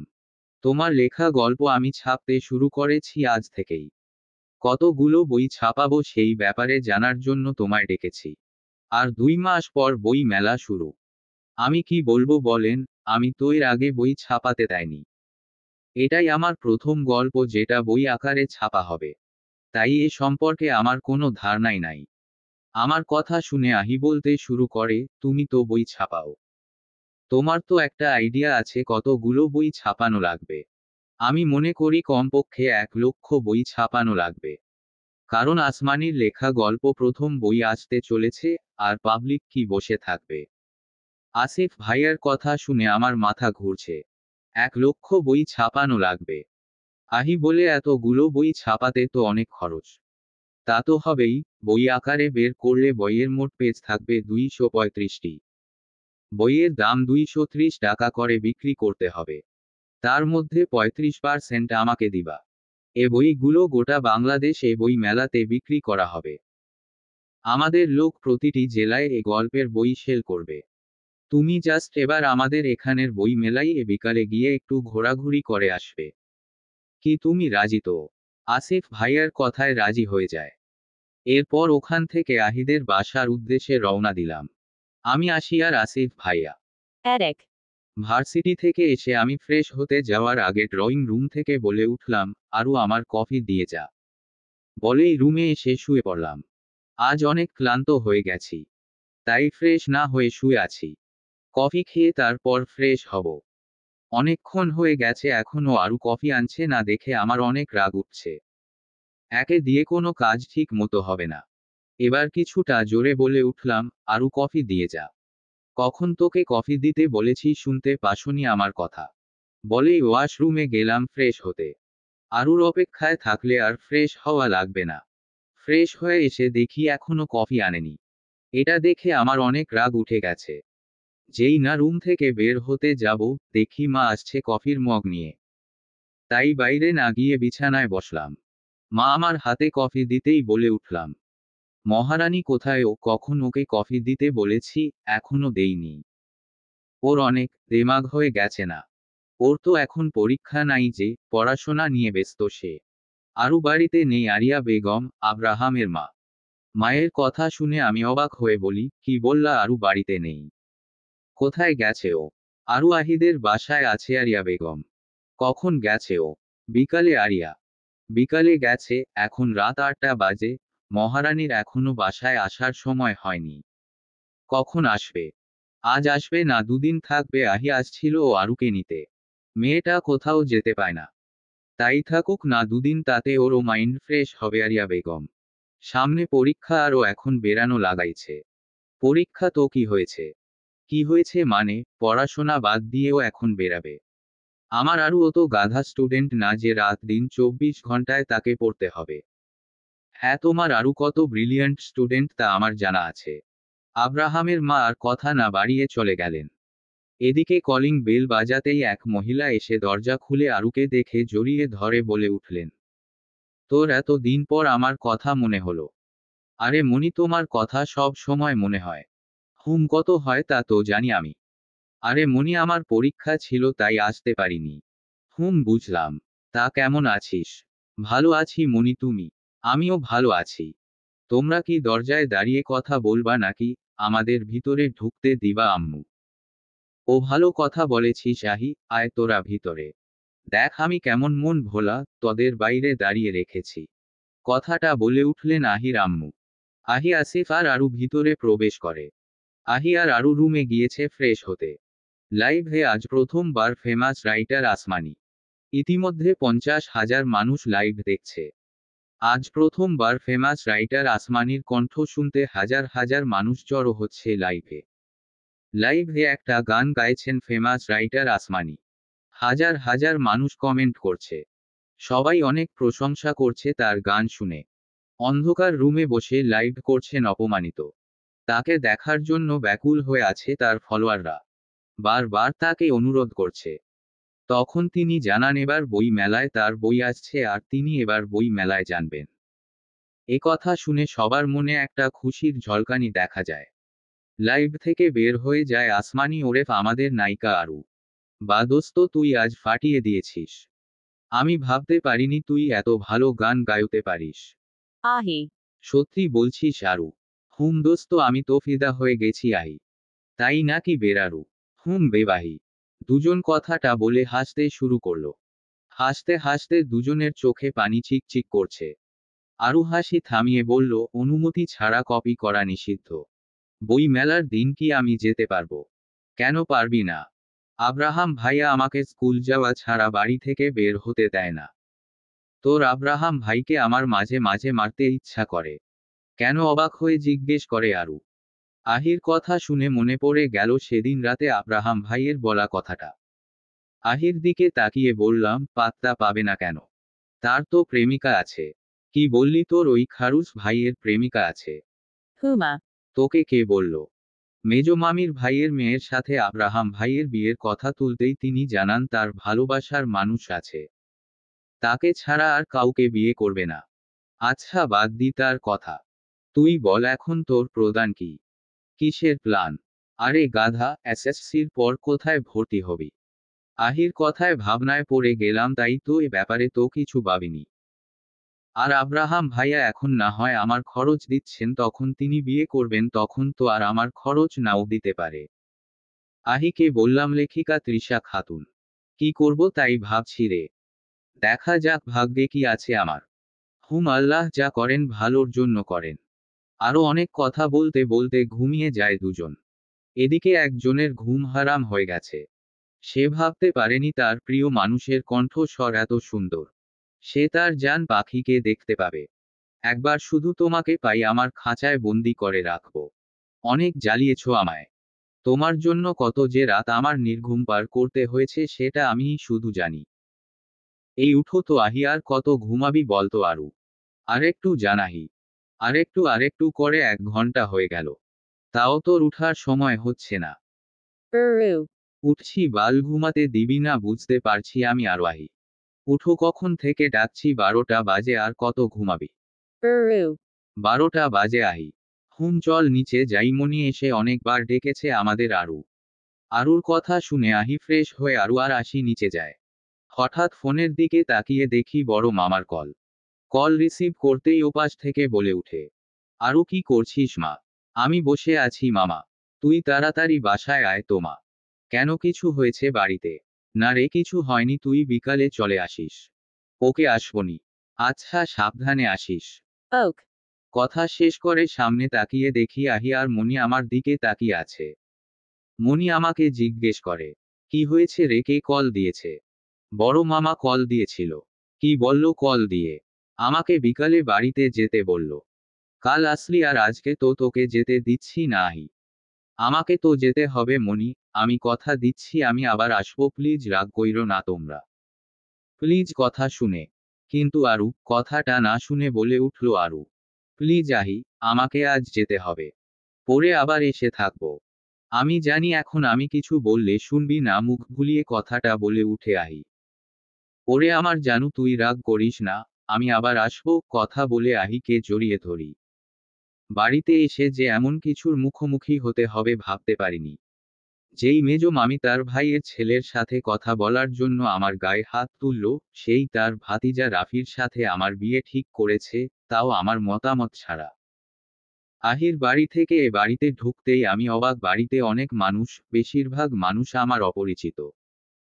আমাকে বসার ঘরে দাঁড়িয়ে থাকতে দেখে মেজো মামি আমার হাত ধরে সামনে নিয়ে গিয়ে বলে, এ তো আমার আরু, এসে গেছে। মেজো মামির কথা শুনে আমি অবাক, তিনি আবারও বলে উঠলেন, এ আমাদের রাফির হবু বউ। মেজো মামির কথা শুনে আমার মাথা ঘুরছে। কি বলে এসব? চারিদিকে এত মানুষের ভিড়ে শুধু বড় মামা মামিকেই খুঁজছি। তাদের কাউকে দেখতে পাচ্ছি না। আমি কিছু বলতে যাব তার আগে মেজো মামি আমার হাত ধরে টেনে নিয়ে রুমে এসে দরজা লাগিয়ে দিল। আমি বলে উঠলাম, তুমি বাইরে কি সব বলছিলে? কি সব বলছিলাম? তুমি বললাম কেন আমাকে দেখিয়ে, এটা রাফির হবু বউ। যা সত্যি তাই বললাম, তোর সাথে রাফির বিয়ে আজ রাতে। কি বলছো তুমি? আমি এ করব না। মেজো মামি আমার গাল চেপে ধরে বলে উঠলেন, মায়ের মতো যদি এবারও তুই এবার কিছু করিস তো তোকে জানে মেরে দিব। ভালোই ভালোই আমার কথা শুনে এ বিয়েটা করে নে। বলেই রুম থেকে বের হয়ে বাইরে থেকে দরজা লাগিয়ে দিল। আমি বিয়ে করব না মামি, তোমার পা ধরি। আমি এ বিয়ে করব না বলেই দরজা ধরে বসে পড়লাম। আমার চোখ দিয়ে টপ টপ করে পানি গড়িয়ে পড়ছে। আমার চোখের সামনে আব্রাহাম ভাইয়ের চেহারা ভাসছে। আমার বুকের ভিতর যন্ত্রণা হচ্ছে। আমি রকি সত্যি সত্যি তাকে হারিয়ে ফেলব। আল্লাহ তুমি রহম করো। রহম করো তোমার এ এতিম বান্দার ওপর। বড় মামি তুমি কোথায়? আমায় বাঁচাও, বাঁচাও আমায়। বিয়ের পোড়ানোর 1 মিনিট আগে কেউ চিৎকার করে বলে উঠে, এই বিয়ে হবে না। সবাই সামনে তাকিয়ে দেখে আব্রাহাম বাড়ির ভেতরে ঢুকে সামনে এগিয়ে আসতে আসতে কথাটা বলে। বিয়ের ভরা আসরে আব্রাহাম ভাইয়া আমার গালে এক থাপ্পড় মেরে বলে উঠে, তোর সাহস কি করে হয় আমার বাচ্চা পেটে নিয়ে অন্য কাউকে বিয়ে করার? আব্রাহাম ভাইয়ের কথা শুনে বিয়ে বাড়ির সবাই কানাঘুষা শুরু করে দিয়েছে। এদিকে এ তো কিছু হয়ে যাচ্ছে, আমার কোনো খেয়াল নেই। আব্রাহাম ভাইয়ের হাতে থাপ্পড় খেয়ে তার দিকে একদৃষ্টিতে তাকিয়ে আছি। এদিকে মেজ মামির মাথায় যেন আকাশ ভেঙে পড়ল। তিনি বলে উঠলেন, কি বলছো তুমি আব্রাহাম? আমি ঠিকই বলছি, আরও আমার বাচ্চার মা হতে যাচ্ছে। এবার রাফি বলে উঠে, কি সব আজে বাজে কথা বলছিস? তোর মাথা ঠিক আছে? অবশ্যই আমার মাথা ঠিক আছে। বরং তোর মাথা ঠিক নেই, তার জন্য আমার বাচ্চার মাকে তুই বিয়ে করতে চাইছিল। আমি বিশ্বাস করি না যেই আব্রাহাম আরুকে দেখতে পারে না, তার বাচ্চা কিনা আরুর পেটে। তোর বিশ্বাস করা না করা এতে আমার কিছুই যায় আসে না। আরু আমার স্ত্রী। আর আমি বেঁচে থাকতে কিভাবে তুই আরুকে বিয়ে করবি? আব্রাহামের কথা শুনে বাড়ির সবাই একে অপরের মুখ চাওয়াচাওয়ি করছেন। মেজ মামি বলে উঠলেন, আরু তোমার বউ, তার প্রমাণ কি? আব্রাহাম ভাইয়া 2 পা পেপার রাফির হাতে দিতেই রাফি অবাক হয়ে তাকায় একবার কাগজের দিকে, একবার আব্রাহাম আরুর দিকে। হঠাৎ চিৎকার দিয়ে বলে উঠে, ফুফি তুমি তো বলেছিলে আরু ভার্জিন, তাহলে ও কি করে আব্রাহামের বাচ্চার মা হতে যাচ্ছে? তুই বিশ্বাস কর বাবা, আমি জানতাম না এ মুখপুরি তলে তলে এসব নষ্টামি করবে। চাচি মুখ সামলে কথা বলেন। যার ব্যাপারে কথা বলছেন সে আমার বিবাহিতা স্ত্রী। হুঙ্কার দিয়ে কথাটা বলে উঠে আব্রাহাম। আব্রাহামের হুঙ্কারে সবাই চমকে উঠে। শান্ত স্বভাবের ছেলেটা হঠাৎ এমন রেগে যাওয়ায় সবাই চমকে উঠে। আমার কেমন মাথা ঘুরছে, আমি সব ঝাপসা দেখছি। এমন করতে করতে মাথা ঘুরে পড়ে গেলাম। আরুকে এভাবে পড়ে যেতে আব্রাহাম সহ বাড়ির সবাই অবাক হয়ে তাকিয়ে আছে। আব্রাহাম দৌড়ে আরুর কাছে এসে নিচে হাঁটু গেড়ে বসে আরুর মাথা নিজের কোলে নিয়ে গালে হাত দিয়ে হালকা করে থাপ্পড় দিয়ে বলে, এই আরু কি হয়েছে তোর, তাকা আমার দিকে। এই আমি এসে গেছি। মেজ মামি বলে উঠলেন, ঢং দেখে জান বাঁচে না। সবাই যখন ওর আসল সত্যটা জেনে গেছে এখন ঢং করতে শুরু করেছে। আব্রাহাম মায়ার উদ্দেশ্যে বলে, তুই তো মেডিকেলে পড়ছিস, তুই একটু দেখো না ওকে। মায়া বলে, আমি দেখছি, তুমি টেনশন কইরো না। আমি টেনশন না করে কি করব বল? ওর এ অবস্থা আমি দেখছি। বলেই মায়া আরুর পালস চেক করে। আরুর পালস খুব আস্তে আস্তে চলছে। মায়া আরুর প্রেসার চেক করে দেখে প্রেসার অনেক কম। আর রিপোর্টে অনুযায়ী যেহেতু আরু প্রেগন্যান্ট, এতে মায়া অনেক ভয় পেয়ে যায়। সে আব্রাহামের উদ্দেশ্যে বলে, ভাই আমার খুব টেনশন হচ্ছে। আরুর অবস্থা ভালো না। ওর পালস রেট খুব আস্তে আস্তে চলছে। প্রেসারও অনেক কম। ওকে এই মুহূর্তে হসপিটালে নিয়ে যেতে হবে, নাতে যেকোনো সময় যে কিছু হতে পারে। মায়ার কথা শুনে আব্রাহামের দুনিয়া থমকে গেছে। ওর কানে বাজছে আরুর অবস্থা ভালো না, ওকে হসপিটালে নিয়ে যেতে হবে, নাতে যেকোনো সময় যে কিছু হতে পারে। ও তাড়াতাড়ি করে আরুকে কোলে তুলে বাইরে ছুটে যায়। বাড়ির সবাই একে অপরের সাথে আলাপ করে, কি দিন এলো রে বিবাহিত আর এক বাচ্চার মাকে নিয়ে টানাটানি করে। আরেকজন বলে, জানিস না এর মাও বিয়ের দিন পালিয়ে গেছিল। আর মেয়ে তো একা একা বিয়ে করে নিয়েছে। অপরজন বলে, আরুর নামে সিমির ভাগের সব সম্পত্তি আছে। আর মিমি তো আরুকে পছন্দ করে না। ওই সম্পত্তির জন্য ওর ভাইয়ের ছেলের সাথে জোর করে বিয়ে দিচ্ছিল। আরেকজন বলে, আমারও তাই মনে হচ্ছে। এদিকে আরুর মেজ মামির টেনশনে মাথা ফেটে যাওয়ার উপক্রম। তিনি এত সুন্দর প্ল্যান করলেন, আব্রাহাম সব ভেস্তে দিল। আর এ বজ্জাত আরু দেখতে আলাভোলা আর পেটে পেটে শয়তানি। সে যে বিয়ে করে নিয়েছে সেটা তিনি ঘুণাক্ষরেও টের পায়নি। তিনি রাগের চোটে রুমের জিনিসপত্র ভাঙচুর করেছে। তার অতগুলো টাকা হাতছাড়া হয়ে গেল। এখন তার আরুকে খুন করতে ইচ্ছে করছে। তিনি প্ল্যান করে রাফির সাথে আরুর বিয়ের কথা তুলেন আরুর বড় মামা মামির কাছে। তিনি সকাল বেলা আরুর বড় মামা মামির কাছে এসে বলে, আমার কিছু কথা ছিল আপনাদের কাছে। আরুর বড় মামা মামি একে অপরের মুখ চাওয়াচাওয়ি করে বলে উঠলেন, বলো কি বলবা আরিফ? আমার ভাতিজা রাফি আরুকে পছন্দ করে। তোমার ভাতিজা রাফি আরুকে পছন্দ করে? অবাক হয়ে জিজ্ঞেস করে আরিফ। রিম পছন্দ করে? আর আরুকে বিয়ে করতে চায়। আরুকে রাফি বিয়ে করতে চায়। কথাটা শুনে আরিয়া বেগম চমকে উঠেন। তার চোখের সামনে 20 বছর আগের ঘটনা ভেসে ওঠে। এমন একদিন 20 বছর আগে মিমি এসে তার ভাইয়ের সাথে সিমির বিয়ের কথা বলেছিল। আরিফ হোসেনের মুখটা থমথমে হয়ে যায়। 20 বছর আগে যে ভুল তিনি করেছিলেন, তা এখনো তাকে কুরে কুরে খায়। আরুর দিকে তাকাতেই তার বুকের ভিতর এক যন্ত্রণা অনুভব করে। তিনি বলে উঠলেন, আমি এ ব্যাপারে কিছু বলতে পারছি না। আর আরুর এখনো বয়স হয়নি। সে এখন একটা বাচ্চা মেয়ে। এখন তার বিয়ে দেওয়া ঠিক হবে না। আর এখানে আরুরও একটা মতো আছে। আমি তো এখনই বিয়ে দিতে বলছি না। এখন কাবিন করে রেখে পরে আরুর 18 বছর বয়স হলে অনুষ্ঠান করে বিয়ে হবে। মিমির কথা শুনে আরিয়া বেগম বলে উঠলেন, আরুর এখন কোনো বিয়ে দিব না। ও অনেক ছোট। আর তোমার ভাইয়ের ছেলের সাথে তো আলোই না। আরিয়া বেগমের কথা শুনে মিমি বলে উঠলেন, কেন আমার ভাতিজা কোন অংশে কম মেয়ে যে আরুর সাথে তুমি বিয়ে দিবে না? আমি আর আরিফ এখন বর্তমান আরুর গার্জেন। তাই আরুর কবে কখন বিয়ে দিব সেটা আমাদের ব্যাপার। আমিও দেখেছি তুমি কি করে রাফির সাথে আরুর বিয়ে আটকাও। কথাটা বলে তিনি তার রুমে চলে আসেন। এদিকে আরিফ আর আরিয়া ভাবছেন, মিমি যেহেতু একবার বলেছে আরুর সাথে রাফির বিয়ে দিতে যা কিছু করতে পারে। আরিফ হোসেন বলে উঠে, আব্রাহামকে জানানো উচিত এ ব্যাপারে। তুমি একদম ঠিক বলেছ। দুপুরে আরিফ হোসেন আর আরিয়া বেগমের খাবারে অতিরিক্ত ঘুমের ওষুধ মিশিয়ে দিয়েছে। তার জন্য বাড়িতে এত কিছু হয়ে যাচ্ছে তাও তারা টের পাচ্ছেন না। হসপিটালে আরুকে অ্যাডমিট করার পর ডাক্তাররা আরুকে ভালো করে চেক আপ করে জানান, আপনারা অনেক দেরি করে ফেলেছেন।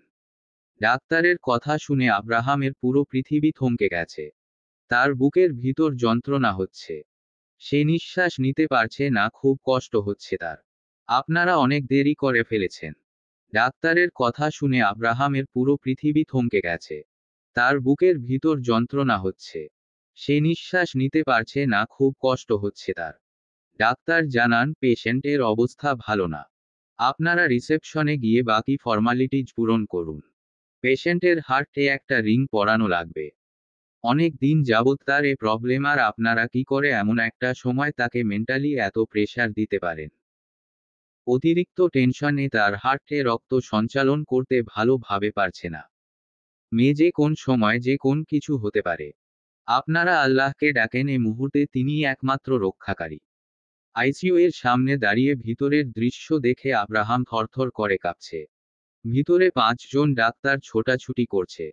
আরুর হার্টে রিং পরানো হয়েছে। কিন্তু তার শরীর অতিরিক্ত মাত্রায় দুর্বল থাকায় তার অবস্থা উন্নতির দিকে যোজাওয়া বাদ দিয়ে অবনতির দিকে যাচ্ছে। মুখে অক্সিজেন মাস্ক লাগানো আছে। সে ভালোভাবে নিঃশ্বাস নিতে পারছে না। কেমন ছটফট করছে। তাকে সেলাইন দিয়ে রাখা হয়েছে, তারপরও তার প্রেশার লো স্বাভাবিক হচ্ছে না। এর ফলে আরুর খিঁচুনি উঠছে। মুরগির গলা কাটলে যেমন মুরগি ছটফট করে তেমন আরুও করছে। 2 ডাক্তার 3টা নার্স মিলে আরুর হাত পা বেডের সাথে চেপে ধরে আছে। তার হাত পা না ধরলে সে যেভাবে হাত পা ছোটাছুটি করছে তাতে তার হার্টে আজই রিং পরানো হয়েছে। এ অবস্থায় এমন করলে তার হার্টে রক্ত সঞ্চালন বন্ধ হয়ে যেতে পারে, মানে সে মারাও যেতে পারে। বাইরে থেকে এমন দৃশ্য দেখে আব্রাহামের চোখ দিয়ে টপটপ করে পানি গড়িয়ে পড়ছে। সে আরুর এ অবস্থা দেখতে পারছে না। তার ছোট জানটার সাথে এত কেন খারাপ হয়?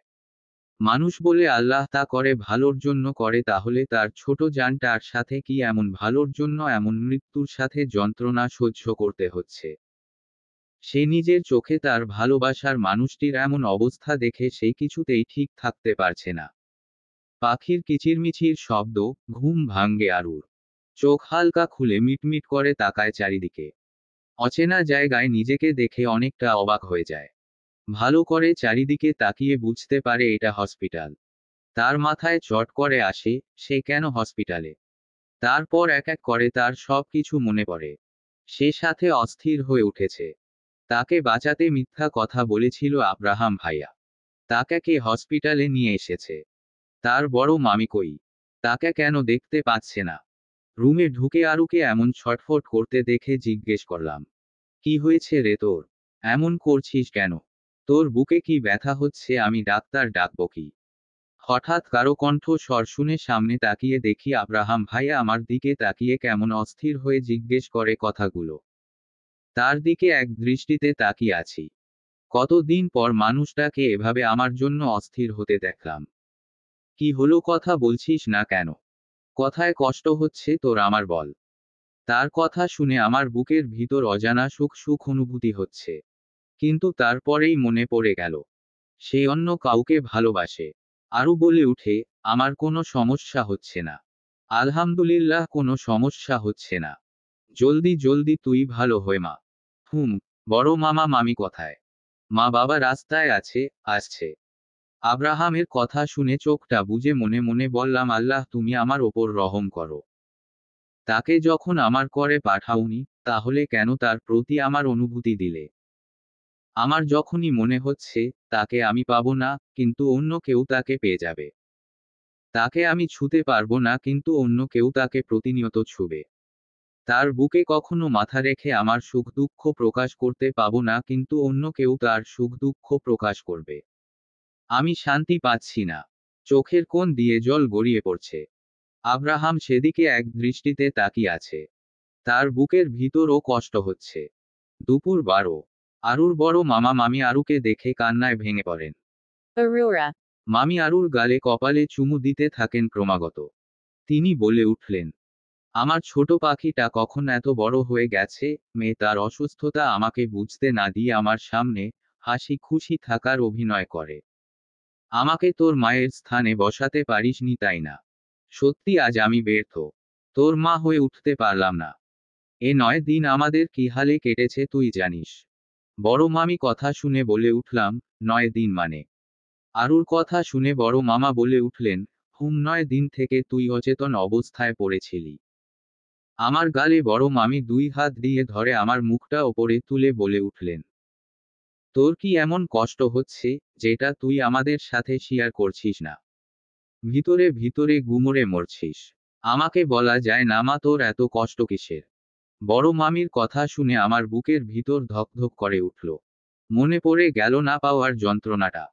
কাউকে নিজের করে পাওয়ার আক্ষেপ। বুকের ভেতর জ্বলে উঠল। প্রিয় মানুষটাকে নিজের মনের কথা না বলতে পারার যন্ত্রণা। একটা দীর্ঘশ্বাস ফেলে বলে উঠলাম, জানো আমার কিসের এত কষ্ট? আরুর দিকে তাকিয়ে বলে উঠলেন আরিয়া বেগম বলে, মা, আমার প্রথম কষ্ট হচ্ছে আমি এতিম। আমার এই নিষ্ঠুর পৃথিবীতে মা বাবা একা করে রেখে চলে গেছে। তারা ভাবেনি আমার কথা। তাদের ছোট পরিটা কিভাবে এই নিষ্ঠুর পৃথিবীতে একা একা বাঁচবে। দ্বিতীয়ত, আমি গরিব ঘরের সন্তান। আমার বাবার তোমাদের মতো এত অর্থ সম্পদ ছিল না। তোমাদের মতো এত হাইফাই ভাবে জীবন যাপন করতাম না। তোমাদের মতো প্রতি মাসের শপিং করতে যেতাম না। তোমাদের মতো এত প্রতিদিন ভালো ভালো খাবার খেতে পেতাম না। তাই বলে ভাবনা আমরা না খেয়ে থাকতাম না। আমরাও খেতাম রেস্টুরেন্টে সপ্তাহে একদিন, বাবা মা আর আমি। প্রতি মাসে শপিং না করলেও 45 মাস পর আমরাও শপিং করতাম। তোমাদের মতো এত দামি দামি ব্র্যান্ডের ড্রেস না কিনতে পারলেও অন্তত মোটামুটি দামের ড্রেস কিনতাম। আমার সেই গরিব ঘরেই আমি ছিলাম রাজকন্যা। আর এ বাড়িতে বুকার পরে হয়ে গেলাম রাস্তার মেয়ে। আমাকে সাথে নিলে কিছু কিছু মানুষের ইগো তবে বাঁধে। আমাকে তাদের সোসাইটির সাথে আমি যায় না। আমাকে তাদের সাথে কোথাও নিয়ে গেলে তাদের মান সম্মান সব শেষ হয়ে যাবে। তাদের সোসাইটিতে একজন রাস্তার মেয়ের সাথে একটা ধনী পরিবারের যায় না। ছোটবেলা থেকেই শুনে আসছি আমি এতিম, আমার কেউ নেই। আমাকে প্রতিটা পদে পদে বুঝিয়ে দেওয়া হয়েছে আমি এতিম, আমি রাস্তার মেয়ে। আমাকে তাদের সাথে যায় না। তারা আকাশের চাঁদ আর আমি মাটিতে থাকা বামুন। একটা কথা প্রচলিত আছে, যার বাবার যেমন ইনকাম, সে অনুযায়ী চাচা চাচি ফুফা ফুপি মামা মামি খালা খালুর ভালোবাসা। আমার বাবার টাকা ছিল না, তাই আমাকে কেউ তোমরা দুজন ছাড়া কেউ আপন করে নেয়নি। আর দেখা নুসরাত আপু, রাহাত ভাইয়াকে, তারা যেমন মামার বাড়ি থেকে এত এত ভালোবাসা, এত আদর যত্ন পায়, তোমরা ভাবনা তাদের আমি হিংসা করি। আমার জানো আমার না তখন খুব কষ্ট হয়। আচ্ছা, আমি খুব খারাপ না মামি, তাই আমার মা বাবা আমাকে ছেড়ে চলে গেল? আমি খুব খারাপ না? আমার জন্য তোমাদের অনেক অসুবিধা হয় না? আমার মতো উটকো ঝামেলাকে পালতে অনেক টাকা নষ্ট হয় না। কি করবে বলো, এই উটকো ঝামেলার যে কোথাও যাওয়ার জায়গা নেই। এ পুরো পৃথিবীতে একা। কার কাছে যাবে বলো? বলেই হাসতে শুরু করলাম। সবাই অবাক দৃষ্টিতে তাকিয়ে আছে। তাদের সামনে হাসি খুশি থাকা মেয়েটার ভিতরের কষ্টগুলো। আরিয়া বেগম হুহু করে কেঁদে উঠল, আরুকে জড়িয়ে ধরে। তার এই পিচ্ছি আরু ভিতর ভিতর এত কষ্ট নিয়েও তাকে বুঝতে দেয়নি তার ভিতরের যন্ত্রণাটা। এতটুকু মেয়ে কিভাবে সহ্য করছে এসব। আরু হাসি থামিয়ে বলে, আর কিছু দিন পালবে গো আমায়। আমার যে যাওয়ার জায়গা নেই না, তে কবেই চলে যেতাম। বলে আমার হাসতে থাকে। হাসতে হাসতে বলে, তোমরা জানো পৃথিবী কত নিষ্ঠুর, তা আমি 6 বছর বয়সে উপলব্ধি করতে পারি যখন বড় মামি তুমি তোমার বাবার বাড়িতে মাও তখন তুমি না থাকায় আমাকে 2 দিন না খেয়ে থাকতে হয়েছিল। ও বাড়িতে এত এত খাবার ছিল কিন্তু আমার ভাগ্যে জোটেনি এক চিমটিও। টানা 2 দিন পানি খেয়ে যখন ক্ষুধার জ্বালা মেটাতাম, তখন হাড়ে হাড়ে বুঝতে পারি আমার মতো এতিমদের এ পৃথিবীতে টিকে থাকা সহজ না। সবাই অবাক হয়ে যায় কথাটা শুনে, কারণ 10 বছর আগে। বড় মামি, তোমরা কোথায় যাচ্ছ? Uru. তোকে বলতে হবে কোথায় যাব না যাব আব্রাহাম। আমাকে সাথে নিবে না তোমরা? ঠোঁট উল্টে কথাটা বলে উঠে আরু। আর এদিকে আব্রাহাম আরুর উপস্থিতিতে বিরক্তি অনুভব করছে। হঠাৎ কোথা থেকে উড়ে এসে জুড়ে বসেছে। ওর জন্য তার বাবা মা তাকে সময় দিচ্ছে না। ওর মা সব সময় ওর সাথে থাকছে। আব্রাহাম বলে উঠে, তোকে কোথাও নিয়ে যাব না। কেন, গেলে কি হবে? ভাইয়া, এই রাস্তার মেয়ে, কে তোর ভাই? আমি তোর ভাই না। এতক্ষণ ফোনে কথা বলছিল আরুর বড় মামি তার ভাইয়ের সাথে। তার মা অনেক অসুস্থ, তাই তাকে দেখতে যাবেন। Take. এতক্ষণ কথা বলায় ব্যস্ত ছিলেন তিনি, তাই আব্রাহাম আর আরুর কথা শুনতে পাইনি। মামা, এ মেয়েটাকে আমাদের সাথে নিবা না? ওরে দেখতে ইচ্ছে করে না আমার। ওকে সাথে নিলে কিন্তু আমি যাব না। এদিকে আরু আব্রাহাম আর বড় মামিকে দেখছেন। তার মায়ের কথা মনে পড়ে গেল। তার চোখে পানি টলটল করছে। এদিকে বিপাকে পড়েছেন আরুর বড় মামি। কার কথা শুনবেন তিনি? এদিকে আরুকে একা রেখে যেতে পারছেন না, আবার নিয়েও যেতে পারছেন না। তিনি তো জানেন তার ছেলে অনেক রাগী, আর একবার তখন সে বলেছে আরুকে সাথে নিবে না, মানে নিবে না। আর ওরে নিলে সে যাবে না।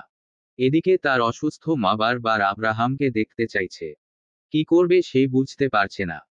অতঃপর তিনি অনেক ভাবনা চিন্তা করে আরুকে আরুর মেজো মামির কাছে রাখতে। তিনি মিমিকে যখন বলে, আব্রাহাম, আরুকে সাথে নিতে দিচ্ছে না, তুমি একদিন রাখো প্লিজ। এদিকে মনে মনে শয়তানি বুদ্ধি করে তিনি রাজি হয়ে যান আরুকে তার কাছে রাখতে। এদিকে আরু এই আশায় আছে তাকে অন্তত নিয়ে যাবে তারা, কিন্তু যখন বড় মামি তাকে বলে, আরু মা তুমি থাকো এখানে, আমি কাল চলে আসবো, তুমি একদম ভয় পাবা।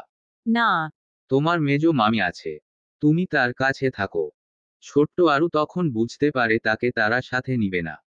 সে কিছু বলে না, তাদের চলে যাওয়া এক দৃষ্টিতে তাকিয়ে দেখে।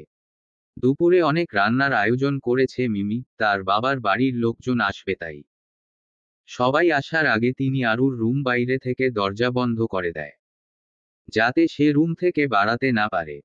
এদিকে মন খারাপ করে বসে আছে আরু। কতদিন হয়ে গেল তার এখানে আসা, তাও কেউ তাকে বেড়াতে নিয়ে যাচ্ছে না।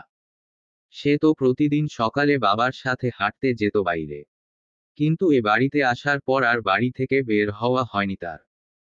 এসব ভাবতে ভাবতে ঘুমিয়ে পড়ে। ঘুম থেকে উঠে তাকিয়ে দেখে রুম পুরো অন্ধকার। বাথরুমের লাইট জ্বালানো আছে বলে রুমে কিছুটা অন্ধকার দূর হয়ে হালকাভাবে দেখা যাচ্ছে। সে বিছানা থেকে উঠে দাঁড়িয়ে সুইচবোর্ডের কাছে গিয়ে লাইট জ্বালায়। এদিকে তার অনেক ক্ষুধা লেগেছে। সকাল নাস্তা খাওয়ার পর আর কিছু তার পেটে পড়ে যায়নি। সে আস্তে আস্তে দরজার কাছে এসে দাঁড়ায়। দরজা খোলার চেষ্টা করে, কিন্তু খুলতে পারে না। এদিকে তার অনেক ক্ষুধা লেগেছে। সে কি করবে বুঝতে পারছে না। সে জোরে জোরে চিৎকার করে কান্না শুরু করে, তার ছোট ছোট হাত দিয়ে দরজা ধাক্কা দিতে দিতে বলে, দরজা খুলো, আমার খিদে পেয়েছে। দরজা খুলো। অনেক কান্নাকাটি আর দরজা ধাক্কা দেওয়ার পরও কেউ দরজা খুলে না। এদিকে ক্ষুধার জ্বালায় সে ওয়াশরুমে ট্যাপের পানি খাইতে শুরু করে। আবার দরজা ধাক্কা দেয়। কেউ আওয়াজ শুনে তার কাছে আসে না। এভাবেই 2 দিন পানি খেয়ে থাকে।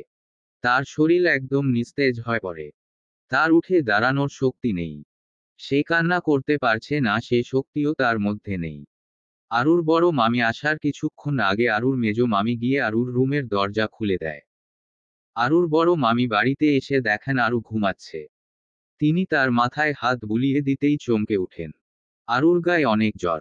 তিনি আরুকে ঘুম থেকে তুলে ভাত খাইয়ে ওষুধ খাইয়ে দেন। আগের কথাগুলো শুনে সবাই হতভম্ব। এদিকে আব্রাহাম অনুশোচনায় ভুগছে। কতগুলো ভুল সে করেছে। তার জন্য নিষ্পাপ মেয়েটা এতটা কষ্ট ভোগ করেছে। সেদিন সন্ধ্যায় আরুকে হসপিটাল থেকে বাসায় নিয়ে আসা হয়। আরুর এ খবর শুনে আহি তো পাগল প্রায়। সে প্রতিদিন হসপিটালে গিয়ে আরুকে দেখে আসতো। আজ বাসায় নিয়ে আসছে, তার জন্য সে এ বাড়িতে আসছে। আসিফ, আহি আর আহির আম্মু আরুকে দেখতে এসেছে। আহির আম্মু তো আরুকে জড়িয়ে ধরে হাউমাউ করে কেঁদে ওঠে। তার প্রাণপ্রিয় বান্ধবীর মেয়ের এমন পরিস্থিতি শুনে সে অনেক ভেঙ্গে পড়েন। ভিতর ভিতর সুস্থ সবল মেয়েটা তার বাড়ি থেকে এলো, আর বাড়িতে এসে এমন কাণ্ড ঘটবে ঘুণাক্ষরেও টের পেলে তিনি কখনো আসতে দিত না আরুকে। আসিফ এক দৃষ্টিতে তাকিয়ে আছে আরুর মায়াবী মুখের দিকে। আর আহি, সে তো রাগে ফুঁসছে। এদিকে আব্রাহাম একবার আসিফ তো আরেকবার আরুর দিকে তাকাই। আরু আহির সাথে কথা বলছে আর আসিফ আরুকে দেখছে। এসব দেখে আব্রাহামের মাথা গরম হয়ে যায়। তার পছন্দের মানুষটার দিকে কেউ প্রেম প্রেম নজরে তাকালে তার কি মাথা ঠিক থাকে? হঠাৎ করে আব্রাহাম বলে উঠে, তা ফেমাস রাইটার আসমানি ওরেফ আরু, আপনার কি ওষুধ খাওয়ার টাইম হয়নি? আব্রাহামের কথা শুনে আরুর বুক ধুকপুক করতে থাকে। সে ভাবছে, আব্রাহাম কিভাবে জানলেন আমি আসমানি ওরেফ আরু? আমি কিভাবে জানলাম? তাই তো। এটা শুনে আর অবাক হয়ে যায় আরু। সে তো মনে মনে বলছে, তাহলে কিভাবে জানলো আমি এই কথাটা ভাবছি? তুই মনে মনে বলছিস, তাও তোর কথা কিভাবে বুঝতে পারছি তা জানার জন্য এত টেনশন করতে হবে না। আপনি কিভাবে জানলেন আমি আসমানি ওরেফ আরু? আরে গাধা, তোর সেদিনের লাইভটা দেখেই বুঝতে পারছি। তোর ভয়েজ আমি খুব ভালো করেই চিনি। আরু তোর কাছে একটা জিনিস চায়। হঠাৎ আব্রাহাম ভাইয়ের কথা শুনে অবাক হয়ে তার দিকে তাকিয়ে আছি। তিনি আবার কি চাই আমার কাছে? তাই বললাম, কি চায় আপনার আমার থেকে? আমার জানামতে তো কিছু দেওয়ার মতো নেই। কে বলল নেই কিছু দেওয়ার মতো? কি আছে আমার? আমার তুমিটাকে চাই। আমার বুকের ভিতর লুকিয়ে রাখতে চাই তোকে, যাতে কেউ তাকে আমার থেকে আলাদা করতে না পারে। আব্রাহাম ভাইয়ের কথা শুনে আমি অবাক হয়ে তাকিয়ে রইলাম। সে এগুলো কি বলছেন? তার কথা শুনে আমার বুকের ভিতর ধকধক করে উঠল। খুশিতে আমার মনের পাখিটা আকাশে উড়তে থাকে, কিন্তু হঠাৎ আব্রাহাম ভাইয়া তো অন্য কাউকে ভালোবাসে কথাটা মনে আসতেই আমি কাঁপা কাঁপা গলায় বললাম, কি হয়েছে আপনার? কি সব বলছেন? আমি ঠিকই বলছি। আপনার তো জিএস আছে। তুই আমার জিএফ পেলি কোথায়? কেন সেদিন তো বললেন। আরে বকা, সেদিন কবে? সেদিন রাতে খাবার টেবিলে বসে বললেন না আপনার পছন্দের মানুষ আছে? বলেছি তো। তাহলে আমাকে কি বলছেন এগুলো? যা সত্যি তাই বললাম। কিসের সত্যি আমাকে বলছেন কেন? আপনার পছন্দের মানুষকে বলেন গিয়ে। আমি তো আমার পছন্দের মানুষকে বললাম। কই আপনার পছন্দের মানুষকে বললেন? আপনি তো আমাকে বললেন। তোকে গাধা কি আর এমনি এমনি বলি? আব্রাহামের কথা শুনে আরো অনেক রেগে যায়। কখন থেকে আব্রাহাম তাকে গাধা বলছে? তার ইচ্ছা করছে এক ঘুষি মেরে আব্রাহামের নাক ফাটিয়ে দিতে। কিন্তু আফসোস, সেটা কখনো সে করতে পারবে না। কেটে গেছে 2 মাস। এখন ফেব্রুয়ারি মাস চলছে। হালকা শীত শীত লাগছে সবার। আরুর এসএসসি পরীক্ষা শুরু হয়ে গেছে। কাল বই মেলা, 21শে ফেব্রুয়ারি। আরু কাল বই মেলাতে যাবে। 2 মাসে অনেক পরিবর্তন এসেছে আব্রাহামের মধ্যে। সে আর আরুর সাথে খারাপ ব্যবহার করে না। আরুর সাথে মিশার চেষ্টা করে। আরুকে অনেক কেয়ার করে। কিন্তু এ কেয়ার করা দেখে আরুর ভিতরটা জ্বলে যায়। তার প্রতি আব্রাহামের এত কেয়ার করা দেখে মনে পড়ে, এ মানুষটাকে এত চেয়ে পেলাম না। আর অন্য দিকে কেউ না চেয়েও পেয়ে যাবে। এত কেয়ার ওই মেয়েটা পাবে। তার শখের পুরুষের শরীরে অন্য কারো শরীর মিশে থাকবে। তার ভালোবাসার মানুষটার পাশে অন্য কেউ থাকবে। সে কি করে সহ্য করবে এসব? কাল রাতে ছাদে আব্রাহামের কথা শুনে আরুর কেমন যেন লাগছে। রাত 11টা বেজে 12 মিনিট। আরিফ হোসেন কেমন হাঁসফাঁস করছেন। তিনি আব্রাহাম আর আরুকে ডেকে পাঠান তার রুমে। আরু আর আব্রাহাম আসতেই আরিফ হোসেন আরুর হাতটা নিজের হাতের মুঠোয় নিয়ে বলে, পারলে আমাকে মাফ করে দিস রে মা। কোথাও না কোথাও আমিও দায়ী তোর এ অবস্থার জন্য। আমার কানে একটা কথাই বাজে। আমার কলিজার টুকরার তার বড় ভাই এর ওপর আকাশ সমান কষ্ট আর অভিমান নিয়ে আমাকে কথাটা বলেছিল। আমি তার কথাটা আমলে নিইনি। তখন যদি বুঝতাম আমার বোন আর আমার কাছে ফিরবে না, আমার জীবন থেকে এতটা দূরে সরে যাবে, আমি ভাবতেই পারি নাই। আগে যদি ভাবতাম তাহলে তোর মা আমার ওপর অভিমান নিয়ে চলে যেত না। আমি ভাই হতে ব্যর্থ। কথাটা বলেই তিনি কেঁদে ফেললেন। তার ভুলের জন্য তার ছোট বোন তার থেকে আলাদা হয়ে গেল। তিনি যদি ঠান্ডা মাথায় ভাবতেন, সেই ছেলেটির সাথে কথা বলতেন, তার বোনের ভালোবাসাটা মেনে নিতেন, তাহলে তো এত কিছু হতো না। তিনি নিজেই ভালোবেসে বিয়ে করেছিলেন। তাহলে তার বোনের বেলায় এমন করলেন কেন? এক সময় কান্না থামিয়ে বলল, তোর কি আমার ওপর ভরসা আছে? এতটুকু বিশ্বাস রাখো, আমি মা করব তোদের ভালোর জন্য। কথাটা বলে আব্রাহাম আর আরুর দিকে তাকিয়ে থাকেন। আরু একটু নড়ে চড়ে বসে বলে, আমি জানি তোমরা তা করবে আমার ভালোর জন্য। আমি চাই তোকে আব্রাহামের বউ করতে। কথাটা শুনে আমার মাথা ঘুরছে। বড় মামা এসব কি বলছেন? আব্রাহাম ভাইয়ের সাথে বিয়ে, তাও আবার আমার। এটা কিভাবে সম্ভব? আব্রাহাম ভাইয়ের দিকে তাকাতেই দেখি তিনি আমার দিকে তাকিয়ে আছেন। আমি তাকাতেই চোখাচোখি হয়ে গেল। আব্রাহাম, তোমার কি কোনো আপত্তি আছে আরুকে বিয়ে করতে? না, আমার কোনো আপত্তি নেই আরুকে বিয়ে করতে। আব্রাহাম ভাইয়ের কথা শুনে আমি চমকে উঠি। আব্রাহাম ভাইয়া আমাকে বিয়ে করতে রাজি? আমি কি স্বপ্ন দেখছি? এতক্ষণ বড় মামি আমাদের কথা শুনছিলেন, এবার বড় মামি বলেন, আরু তোর কি কোনো আপত্তি আছে? থাকলে বল, কেউ কিছু বলবে না তোকে। আমার কোনো আপত্তি নেই। তোমরা যখন আমার ভালোর জন্য বিয়ে দিতে চাচ্ছে, এতে আমার কোনো আপত্তি নেই। আরুর কথা শুনে আব্রাহাম বলে উঠে, বিয়ে আজ এক্ষুনি হবে। কথাটা শুনে আমি চমকে যাই, এখন বিয়ে, তাও এত রাতে? আরিফ হোসেন বলেন, এত রাতে বিয়ে করবা, কাজী কোথায় পাবা? আরিফ হোসেন কথা শুনে আব্রাহাম মুচকি হেসে বলল, সব ঠিক করে রাখা আছে, তুমি শুধু পারমিশন দাও। আব্রাহামের মা আব্রাহামকে বলে, ওকে তুই কাজী নিয়ে আয়। কথাটা শেষ হওয়ার আগেই কাজী আর নীরব, আফিফ এরা রুমে প্রবেশ করে।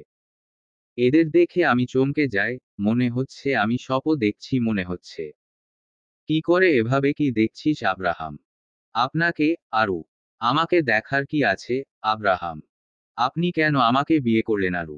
আমার ইচ্ছা তাই বিয়ে করেছি আব্রাহাম। কিন্তু আপনি তো অন্য কাউকে ভালোবাসেন। তাহলে আমাকে কেন বিয়ে করলেন? আমার প্রতি দয়া দেখিয়ে আমাকে বিয়ে করলেন। Uru. আব্রাহামের মেজাজ খারাপ হয়ে গেল। এ মেয়েটার ফালতু কথা শুনে। এ মেয়েকে কিভাবে বুঝাবো আমি তাকে কতটা চাই? ভুল তো আমারই, আর আমাকেই শুধরাতে হবে।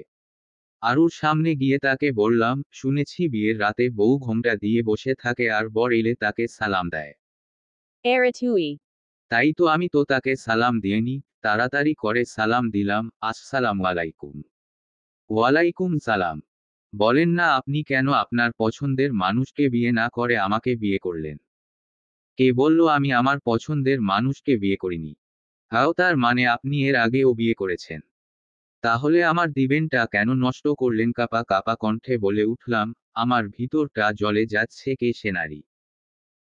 আমি আমার ভালোবাসার মানুষকে বিয়ে করেছি, আর আমার সে ভালোবাসার মানুষটা হচ্ছে তুমি। আমি অবাক হয়ে তাকিয়ে রইলাম ওনার দিকে। কি বললেন তিনি? আমি তার পছন্দের মানুষ? আমি তার ভালোবাসার মানুষটি? সত্যি বলছেন নাকি মিথ্যা? সত্যি বলছেন নাকি মজা করছেন? তোর কি মনে হয় আমি মিথ্যা কথা বলছি? আমি এক দৃষ্টিতে তাকিয়ে আছি ওনার দিকে। মানুষটা এত সুন্দর কেন? কালো রঙের শার্ট আর ছাই কালারের ট্রাউজার পরে আছে। মানুষটা তাই পরে, তাকে তাতেই সুন্দর লাগে। আমার দেখা পৃথিবীতে সবচেয়ে সুদর্শন পুরুষ তা হলো আব্রাহাম ভাইয়া। আমাকে এভাবে তার দিকে তাকিয়ে থাকতে দেখে সে বলল, আর কত চোখ দিয়ে গিলে খাবি? তার কথা শুনে আমি হকচকিয়ে গেলাম। বললাম, কি বলছেন? তুই কি দিন দিন বইরা হয়ে যাচ্ছিস নাকি? আমি বইরা হতে কেন যাব আব্রাহাম ভাইয়া? কি বললি তুই? এবার আপনি কি বইরা হচ্ছেন নাকি? থাপ্পড় দিয়ে গাল ফাটিয়ে দিব। কয়েকদিন থেকে দেখছি তুই আমাকে ভয় পাচ্ছিল না, আবার আমার মুখে মুখে কথা বলিস। আপনি বাঘ না ভাল্লুক যে ভয় পাবো, মনে মনে ঠিকই ভয় পাচ্ছি তাকে।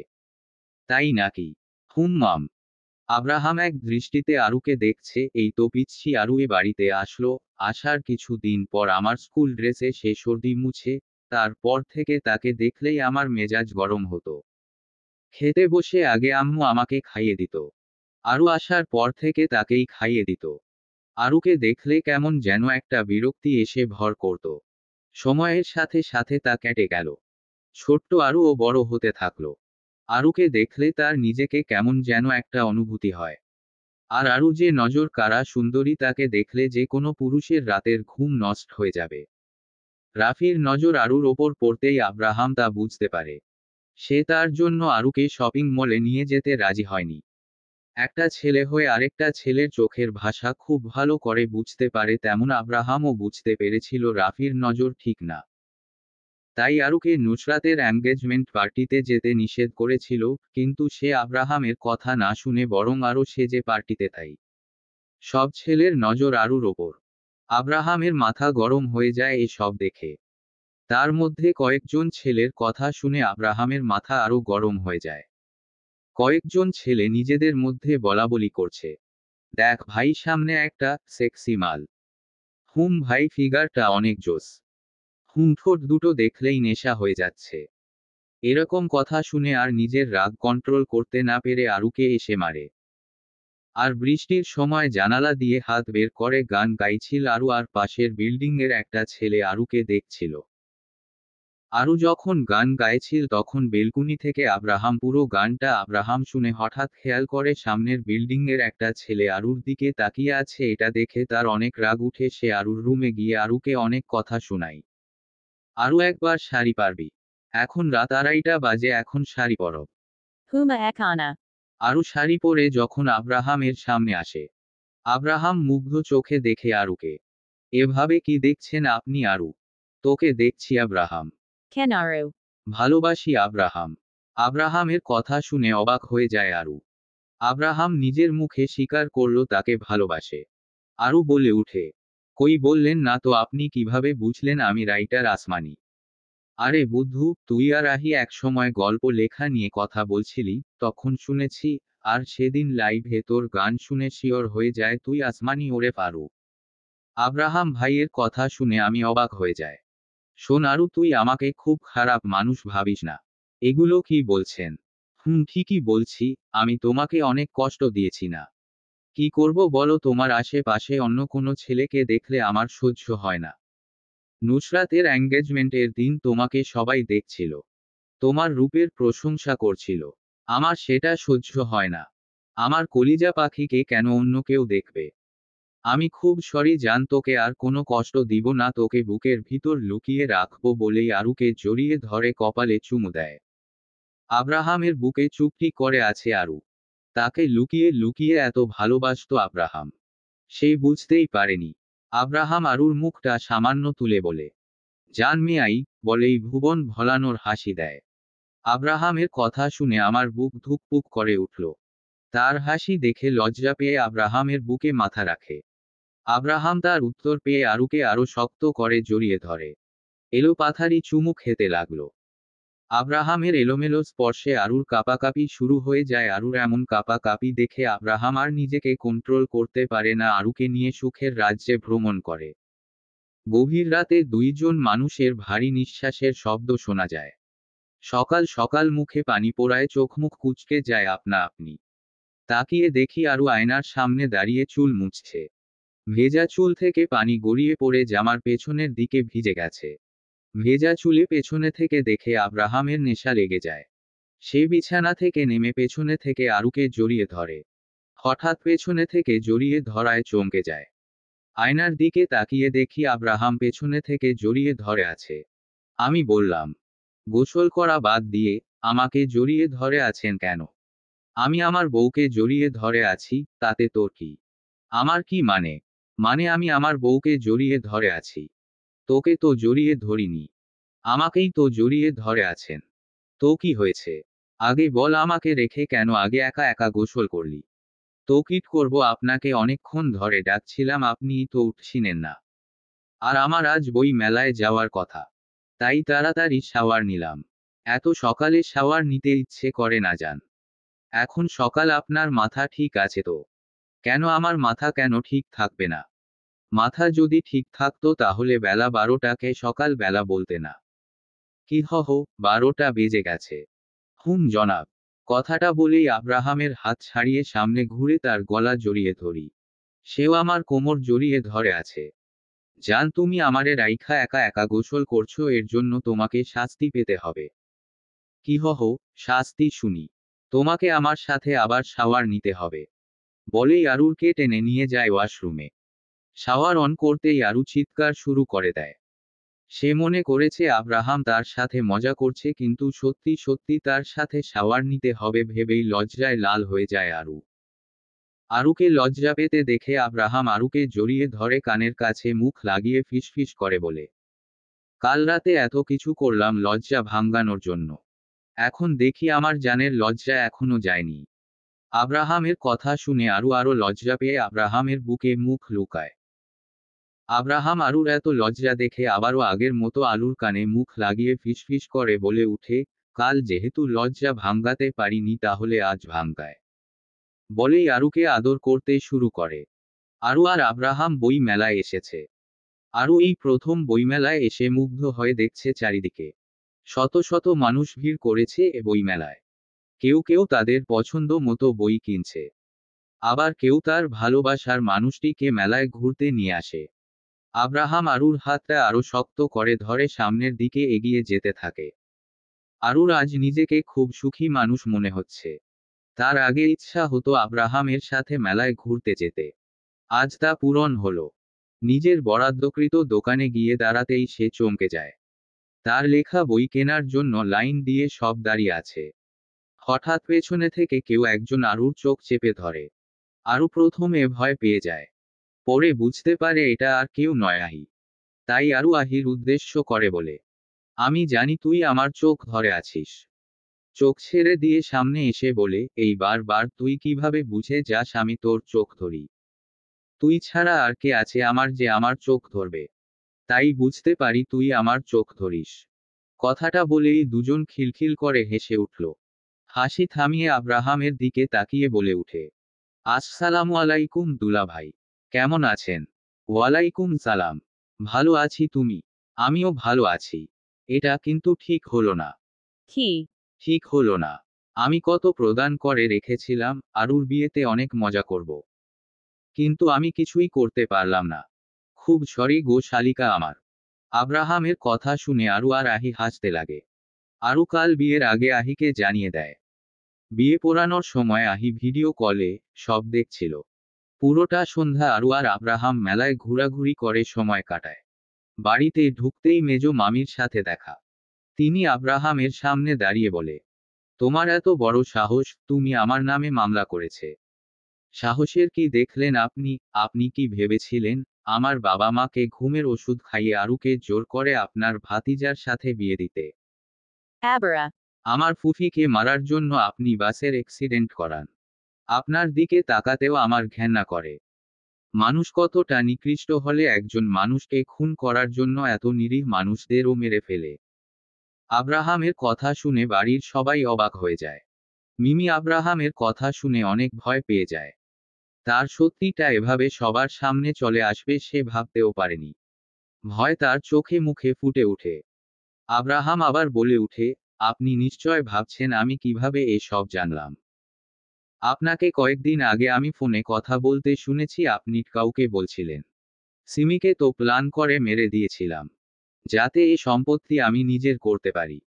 এর জন্য বিনা দোষে ওই বাসের লোকগুলো মারতে হলো। আর এখন এ আপদ আরও ঘাড়ে জুটেছে। একে রাস্তা থেকে সরালেই আমার রাস্তা একদম ক্লিয়ার। বলেই হাসান শুরু করেন। পেছনে থেকে আব্রাহাম সব রেকর্ড করে রাখে। আর পুলিশ স্টেশনে গিয়ে ভিডিওটি দেখায় আর তার নামে মামলা করে আসে। আব্রাহামের কথা শুনে বাড়ির সবাই অবাক হয়ে যায়। তার পাশাপাশি সবাই ঘৃণার চোখে দেখছে মিমিকে। সামান্য সম্পত্তির জন্য তার আদরের ছোট বোনকে মেরে ফেলল। কথাটা শুনেই আরুর মেজ মামা মিমির গালে এলোপাথারি থাপ্পড় মেরে চলেছেন। তিনি বলে উঠলেন, তোকে আমি তালাক দিলাম, 1 তালাক, 2 তালাক, 3 তালাক। মিমি বেগম তালাকের কথা শুনে বাকরুদ্ধ হয়ে যায়।